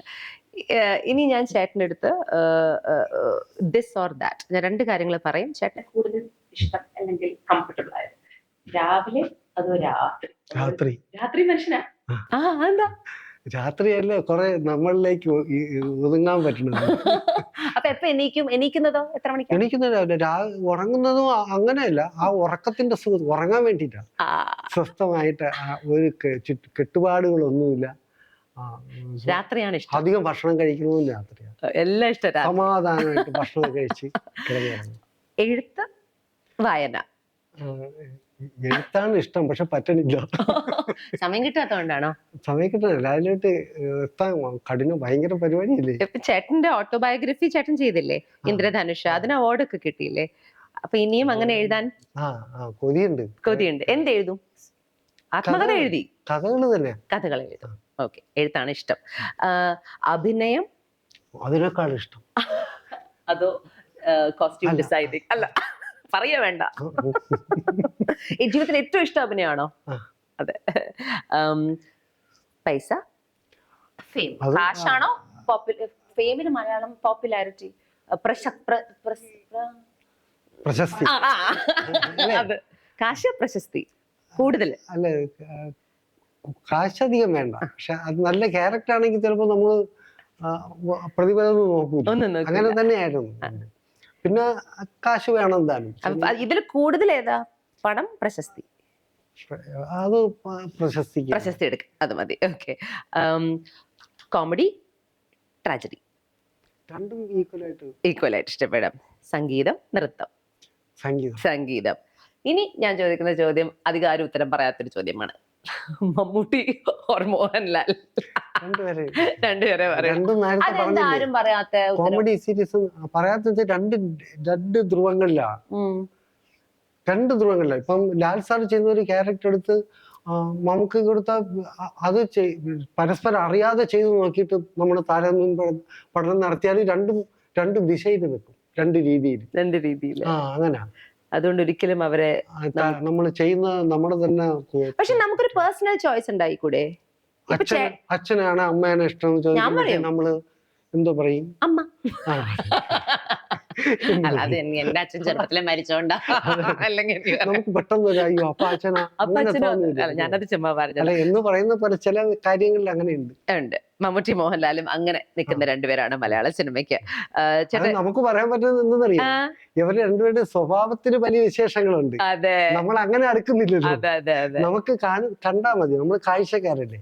ചേട്ടന് ഇതുവരെ അഭിനയിക്കാത്ത, കൂടെ അഭിനയിക്കണം എന്ന് ആഗ്രഹമുള്ള ഏതെങ്കിലും നടനുണ്ടോ? നടൻ, നടി, ഡയറക്ടർ ആരെങ്കിലും ഉണ്ടോ അങ്ങനെയൊക്കെ? ഇതുവരെ ചെയ്തിട്ടില്ല. ഡയറക്ടർമാരുണ്ട്, ജോഷി സാറുണ്ട്, ഏറ്റവും കൂടുതൽ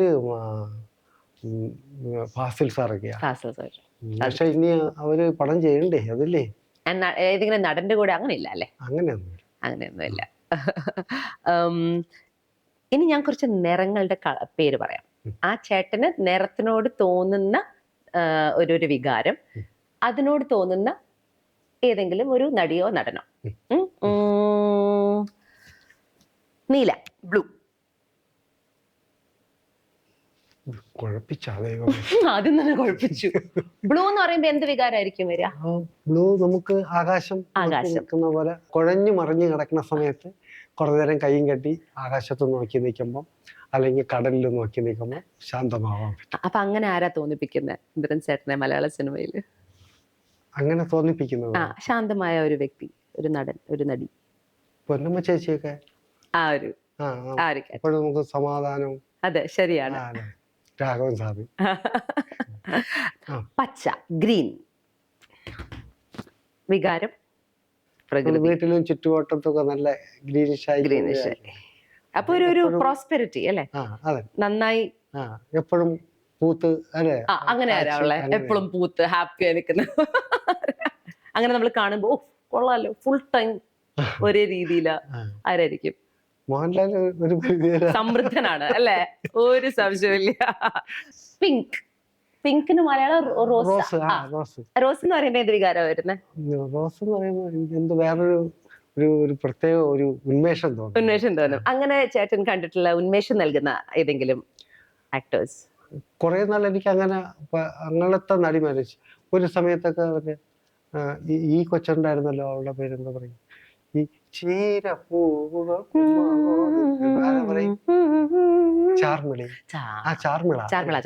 ചാർമിള, പിന്നെ നമ്മളെ മോണിഷ ഒക്കെ അങ്ങനെയായിരുന്നു. സത്യം, വെരി ട്രൂ, വെരി ട്രൂ. ഭയങ്കര മുഖത്ത് നമുക്ക് ഉപമിക്കാനോ അല്ലെങ്കിൽ അതേപോലെ പറഞ്ഞു കൊടുക്കാനോ ആളില്ലാത്ത പോലത്തെ യുണീക്ക് ആയിരുന്നു അല്ലെ. ചേട്ടൻ ഏറ്റവും ഇടാൻ ഇഷ്ടമുള്ള കളർ ഏതാ? എനിക്ക് പിങ്ക്, ലൈറ്റ് ബ്ലൂ, വെള്ള. അങ്ങനത്തെ കളേഴ്സ് ആണ് ഏറ്റവും കൂടുതൽ ഇഷ്ടം. അത് ഞാൻ ചോദിക്കാൻ കാരണം ചേട്ടൻ ഒരു തയ്യൽക്കാരനും കോസ്റ്റ്യൂം ഡിസൈനർ ഒക്കെ ആയതുകൊണ്ടാണ്. ബിക്കോസ് ഏറ്റവും കൂടുതൽ കളേഴ്സുമായിട്ടൊരു ഒരു ഒരു ഒരു അടുപ്പം ഉണ്ടാവും. നാരങ്ങ മഞ്ഞ നാരങ്ങ മഞ്ഞയൊക്കെയാണ് ഏറ്റവും ഇഷ്ടമുള്ളത്. ചേട്ടാ, ഈ മലയാളം സിനിമയിൽ 45 വർഷം നീണ്ടു നിന്ന ഈ ഒരു ജേർണിയിൽ തിരിഞ്ഞു നോക്കുമ്പോൾ കൂടുതലും സന്തോഷങ്ങളാണോ കൂടുതലും ബുദ്ധിമുട്ടുന്ന അനുഭവങ്ങളാണോ ഏറ്റവും കൂടുതൽ മാറ്റങ്ങൾ ചേട്ടന്റെ ജീവിതത്തിൽ വരുത്തിയിരിക്കുന്നത്? സന്തോഷമാണ്.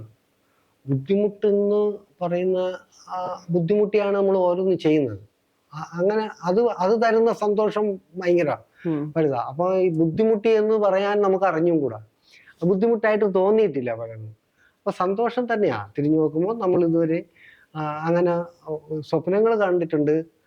പക്ഷെ സ്വപ്നങ്ങളൊക്കെ ചിലതൊക്കെ അങ്ങനെ വരുമ്പോഴത്തേക്ക് ആഗ്രഹമൊക്കെ ഞാനിങ്ങനെ ചിലപ്പം കുട്ടികളുടെ അടുത്തൊക്കെ പറയുകയും ചെയ്യും, അങ്ങനെ ആവൂല, അങ്ങനെ നമുക്ക് ആഗ്രഹിക്കണം, നമുക്ക് എന്താ അല്ലെ, അങ്ങനെ ആകുമ്പോഴല്ലേ കുറച്ചൊക്കെ അതിൻ്റെ അടുത്ത് എത്താൻ പറ്റുമല്ലോ എന്നൊക്കെ ആലോചിക്കുന്നത്. ഞാൻ അങ്ങനെ പലതും എന്നെ കൊണ്ട് എനിക്ക് ചേരുന്നതാണ്, എന്നെ കൊണ്ട് താങ്ങുന്ന കാര്യമാണോ എന്നൊക്കെ ആലോചിക്കുമായിരുന്നു. ആലോചിക്കാം. അത് കേട്ടാ പറയും ഞാൻ അഭിനയിക്കണം, എനിക്ക് ആ വേഷം ചെയ്യുന്ന എൻ്റെ കൂട്ടുകാർ ചോദിച്ചിട്ടുണ്ട്, നിന്നെ കൊണ്ട് താങ്ങുന്ന കാര്യമാണ്, അന്ന് നീ നിന്റെ കണ്ണാടി നോക്കടാ എന്നൊക്കെ പറയില്ലേ കൂട്ടുകാരാണെങ്കിൽ, അതേപോലെ. പക്ഷെ അതുകൊണ്ട് വെളിയിൽ പറയാതെ നമ്മൾ മോഹിച്ചിട്ടുണ്ട് പലതും. ഇപ്പൊ എന്താ ആഗ്രഹങ്ങളാ ഇന്ദ്രൻ ചേട്ടനുള്ള? ഇനി നല്ല ക്യാരക്ടർ തന്നെ. അത് ഇനിയിപ്പോ കുറച്ച് കഴിയുമ്പോഴത്തേക്ക് ഈ സിനിമയെ കുറിച്ചൊക്കെ തന്നെ റിസർച്ച് ചെയ്യുന്ന കുട്ടികളൊക്കെ വരും. അങ്ങനെയൊക്കെ വരുമ്പോഴത്തേക്ക് അവര് പലതും നോക്കുമ്പോൾ അവർക്ക് വേണ്ടി ബാക്കി വെച്ചെന്ന ചില പേപ്പറിലെ ഓരോ നമ്മളെയും കൂടെ ഒക്കെ പേരോ നമ്മൾ ചെയ്തു വെച്ചതിന് അരുകത്തുണ്ടായ സന്തോഷം ചെയ്ത് തുടങ്ങി വെച്ചതിനൊരു അർത്ഥമുണ്ട്. ഒരു നടൻ എന്ന നിലയ്ക്ക് ഒരു 1 മുതൽ 10 വരെ ഒരു സ്കെയിൽ ഉണ്ടെങ്കിൽ 10 ബീങ് ഞാൻ ഭയങ്കര നടനാണ്, 1 ബീങ് ഞാൻ ശിശുവാണ്, ചേട്ടൻ സ്വന്തമായിട്ട് മാർക്ക് കൊടുക്കുമോ? എത്ര മാർക്ക് കൊടുക്കും? എനിക്കാണെങ്കിൽ ഒരു തുടക്കമുള്ള ഒരു 5-ന് ഇപ്പുറത്തേക്കുള്ള ഒരു മാർക്ക് കൊടുക്കും. Thank you so much Indran ചേട്ടാ. ഈ ഗ്രീൻ റൂം എന്ന് പറഞ്ഞ ഈ ഒരു ഷോയില് ചേട്ടൻ ഞങ്ങളുടെ കൂടെ എത്തി, ഇത്രയും നേരം ചെലവഴിച്ചു. We are very very happy. Because ഞങ്ങൾ എപ്പോഴും പറയുന്നൊരു കാര്യമാണ്, ഇന്ദ്രൻ ചേട്ടൻ യുനോ എന്റെയൊക്കെ ചെറുപ്പക്കാലം മുതൽ സിനിമയിൽ ഞങ്ങളെ കണ്ടുവരുന്ന ഒരു നടനാണ്. ഇന്നും ഒരു പക്ഷെ അതിലേറെ ശക്തിയായി മലയാള സിനിമയിൽ നിറഞ്ഞു നിൽക്കുന്ന ഒരു കലാകാരനാണ്. അപ്പൊ ഞങ്ങൾക്കൊക്കെ ഭയങ്കര സന്തോഷമാണ്. ചെറുപ്പത്തില് കോമഡി കഥാപാത്രങ്ങൾ മാത്രം ഒതുങ്ങി നിന്ന ഇന്ദ്രൻ ചേട്ടൻ ഇപ്പൊ എല്ലാ കഥാപാത്രങ്ങളും ചെയ്യുന്നു. അത് ആലോചിക്കുമ്പോൾ ചേട്ടൻ എന്താണ് മനസ്സിൽ തോന്നുന്നത്? ബിക്കോസ് അന്നത്തെ കാലത്ത് കോമഡി മാത്രമായിരുന്നു അല്ലെ, ഒരു കൊമേഡിയൻ എന്നായിരുന്നു ചേട്ടനെ വിശേഷിപ്പിക്കുന്നത്. ഇന്നതല്ല. ഇന്ന് മലയാള സിനിമയിലെ ഒരു അത്യുഗ്ര നടനായി നമ്മളുടെ ഒരു പ്രതിഭയുടെ ഒരു പ്രതീകമായിട്ടാണ് ഇന്ദ്രൻസ് എന്ന പേര് ആൾക്കാർ എടുക്കുന്നത്. മനസ്സിൽ എന്ത് തോന്നുന്നു? അതിശയം തന്നെ എനിക്ക് തോന്നും. പക്ഷെ അതിന്റെ കൂടെ ഞാൻ എന്തായിരിക്കും എന്ന് ഞാൻ ആലോചിച്ച് കിട്ടിയത് ക്ഷമയോടെ നിന്നു കൊടുത്തതുകൊണ്ടാണ്. ഒരുപക്ഷെ ഞാൻ ഇത് കഴിഞ്ഞ് ഇനി എന്താവാം, സിനിമയുടെ വേറൊരു മേഖലയിൽ കൂടെ പിടിച്ചോ അല്ലെങ്കിൽ വേറൊരു ബിസിനസ്സൊക്കെ ചെയ്തിട്ട് അത്യാവശ്യം ഇത്തിരി കാശൊക്കെ കിട്ടിയില്ലേ അഭിനയിച്ചില്ലേ എന്ന് പറഞ്ഞ് ഞാൻ അങ്ങോട്ട് മാറിയിരുന്നെങ്കിൽ എനിക്ക് ഈ കാലത്തിന്റെ മാറ്റം, ഈ അന്ന് പണ്ട് ഞാൻ തന്നെ ധരിച്ചു വെച്ചിരുന്ന, ഇപ്പോഴും എൻ്റെ മനസ്സിൽ മാറിയില്ല, ഒരു നടൻ നടി എന്നൊക്കെ പറഞ്ഞാൽ അതങ്ങനെ വേണം, ഇങ്ങനെ ഇരിക്കണം, അത് എൻ്റെ മനസ്സിൽ കിടന്നു. അത് കാലം പോകുമ്പോൾ അതങ്ങ് ഉടഞ്ഞു. കഥാപാത്രം ജീവിതത്തിൽ പല മനുഷ്യരെ പോലെ തന്നെ സിനിമയും അങ്ങനെ വന്നു. സിനിമയുടെ നിറം ജീവിതത്തിലേക്ക് വന്നപ്പോഴത്തേക്കാണ് എൻ്റെ പോരായ്മകള് അവിടെ ചേരാൻ തുടങ്ങിയത്. അപ്പൊ അതിനു മുമ്പ് ശ്രീനേട്ടനെയൊക്കെ പോലെ പലരും വന്നുപോയി. അവരൊക്കെ അതിന്റെ ഉൾക്കരുത്താണ്, കാമ്പുള്ളത് കൊണ്ടാണ് അപ്പൊ അവരുടെ ബാക്കി കാര്യങ്ങൾ ശ്രദ്ധിക്കാതിരുന്നത്. അപ്പൊ അവിടത്തേക്ക് ചെന്നെത്താൻ വരെ ഞാൻ ക്ഷമയോടെ നിൽക്കാൻ എനിക്ക് തന്ന സമാധാനമോ അല്ലെങ്കിൽ അസുഖമൊന്നുമില്ല നിൽക്കാൻ പറ്റിയത് കൊണ്ടൊക്കെയാണ് അങ്ങനെ പറ്റിയെന്ന് എനിക്ക് തോന്നുന്നു. അപ്പൊ ഇനി മുന്നോട്ടും അസുഖങ്ങളൊന്നും ഇല്ലാതെ ആ ക്ഷമയോടെ ഈ വിനീതമായ എളിമയാർന്ന നന്മയാർന്ന ഞങ്ങളുടെ ഇന്ദ്രൻ ചേട്ടൻ തുടരട്ടെ എന്ന് പ്രാർത്ഥിക്കുന്നു, ആശംസിക്കുന്നു. Thank you so much. ഈ ഒരു ഷോയിൽ ഒരു ലാസ്റ്റ് ഒരു ചോദ്യമുണ്ട്. ഇത്രയും നേരം ഞാൻ ഇന്ദ്രൻ ചേട്ടൻ്റെ അടുത്ത് കുറെ ചോദ്യങ്ങൾ ചോദിച്ചു. ഇന്ദ്രൻ ചേട്ടനെ വേണമെങ്കിൽ എന്നോട് എന്തെങ്കിലും ചോദിക്കാം, എന്തും ചോദിക്കാം. ഇദ്ദേഹം ഇങ്ങനെ അടങ്ങിയിരിക്കുന്ന ഞാൻ കണ്ടിട്ടില്ല. സത്യം പറയട്ടെ ചേട്ടാ, വളരെ ബുദ്ധിമുട്ടിയിട്ടാണ് ഞാൻ ഇങ്ങനെ ഇരിക്കുന്നേ. അപ്പൊ ഇത്രയും നേരം എന്നെ സഹിച്ച് എങ്ങനെ അവിടെ ചേട്ടാ ഞാൻ വളരെ ബുദ്ധിമുട്ടാണ് സത്യം, കുറച്ച് ഇളക്കം കൂടുതലുള്ള ഞാൻ ഇങ്ങനെ. അല്ല ശരിയല്ലേ, ഇത്തിരി ചാടി വളരെ സത്യം എല്ലാവർക്കും ഭയങ്കര പവർഫുൾ ആയിട്ട് നിൽക്കാൻ തോന്നുന്നതും ഉന്മേഷം കൊടുക്കുന്ന ഒരാളാണ്. ഞാനിത്ര സ്വീറ്റ് ആയിട്ട് ഒരു കസേരയിൽ ഒതുങ്ങി ഇരുന്ന് ചോദ്യമൊക്കെ ചോദിക്കുന്നതല്ലേ, അത് ഞാൻ കുറച്ച് ഇളകി അവിടുന്ന് വരും. മിണ്ടാതിരിക്കൂ, ഇടയ്ക്ക് കയറി സംസാരിക്കരുത്, അയാളെ സംസാരിക്കാം, ഗസ്റ്റിനെ സംസാരിപ്പിക്കൂ, ഇങ്ങനെ കുറെ കമന്റ്സ് ഒക്കെ വരും. അപ്പൊ ഞാൻ 2 എപ്പിസോഡ് ചെയ്തോടെ പഠിച്ചു. അപ്പൊ ഞാൻ ഇനി ഇവിടെ സൈഡിൽ മിണ്ടാതെ ഗസ്റ്റിനെ സംസാരം കേട്ട് കുറച്ചൊക്കെ ഇടയ്ക്ക് ഞാൻ കുറച്ച് കയറും. അത് സ്വഭാവത്തിന്റെ ഒരു പ്രശ്നം ആയതുകൊണ്ടാവും. അല്ല അങ്ങനെ വരുമ്പോഴേ കേൾക്കും, ഇന്നലെ ചേട്ടൻ പറയണ കേൾക്കും, ഞാൻ കുറച്ച് ഒച്ചയും ബഹളമൊക്കെ ആയിട്ട് നിൽക്കണമെന്നാണ്. അങ്ങനെയല്ല, അല്ല അങ്ങനെ ആവുന്നേ കുഴപ്പമൊന്നുമില്ല അല്ലേ, പറഞ്ഞു കൊടുക്കണ്ട എന്തിനാ ചേട്ടാ. ചോദ്യം ഉത്തരം മാത്രമായി അതെ അതെ അതെ അതെ, തർക്കവും വടംവലിയൊക്കെ എല്ലാം വേണമെന്ന് കണ്ടോ. അപ്പൊ ഇന്ദ്രൻ ചേട്ടൻ പറഞ്ഞോണ്ട് ഇനി ഞാൻ എന്റെ ട്രാക്ക് മാറ്റി പിടിക്കുന്നതായിരിക്കും. ബട്ട് എന്താ പറയാ, നമ്മൾ ഈ സ്റ്റേജിൽ കുറെ നാള് വർക്ക് ചെയ്തതിന്റെ ഒരു ശീലമാണല്ലോ. അപ്പൊ ചേട്ടൻ ഏറ്റവും കൂടുതൽ എന്നെ കണ്ടിരിക്കുന്ന തുള്ളിച്ചാടി സ്റ്റേജ്. ചേട്ടൻ ഇരിക്കുന്നതിന്റെ പ്രശ്നം ചേട്ടാ, ഇത് നിന്ന സാധനം മാറും. നമ്മളിങ്ങനെ ഇരിക്കുമ്പോ നമ്മളൊന്നിങ്ങനെ കംഫർട്ടബിൾ ആയി ജീവിതമൊക്കെ കേട്ട് ഇങ്ങനെ ഇരിക്കില്ലേ, നിന്ന സെറ്റ്. ഇടയ്ക്കിടയ്ക്ക് അങ്ങനെയും പിന്നെ ചെയ്യാം. വേറൊരു കാര്യം കൂടി ഉണ്ട് ചേട്ടാ, അതിൽ എന്നെ കാശ് കൊടുത്തിട്ടാണ് ആൾക്കാർ എന്നെ വിളിക്കുന്നത്. ഇത് ഞാൻ തന്നെ കാശ് കൊടുത്തിട്ട് ചെയ്യുന്ന ഷോ. ഭയങ്കര വ്യത്യാസമുണ്ട് ഇതിന്. അതാ കൊടുത്താ കൊല്ലത്തും കിട്ടും. അതിന്റെ ഒരു ക്ഷീണം കൂടെ ഉണ്ട് എനിക്ക്. അയ്യോ എന്നാ ചേട്ടാ, thank you so much, the best ever, I love you so much. എല്ലാവിധ ആശംസകളും. Thank you.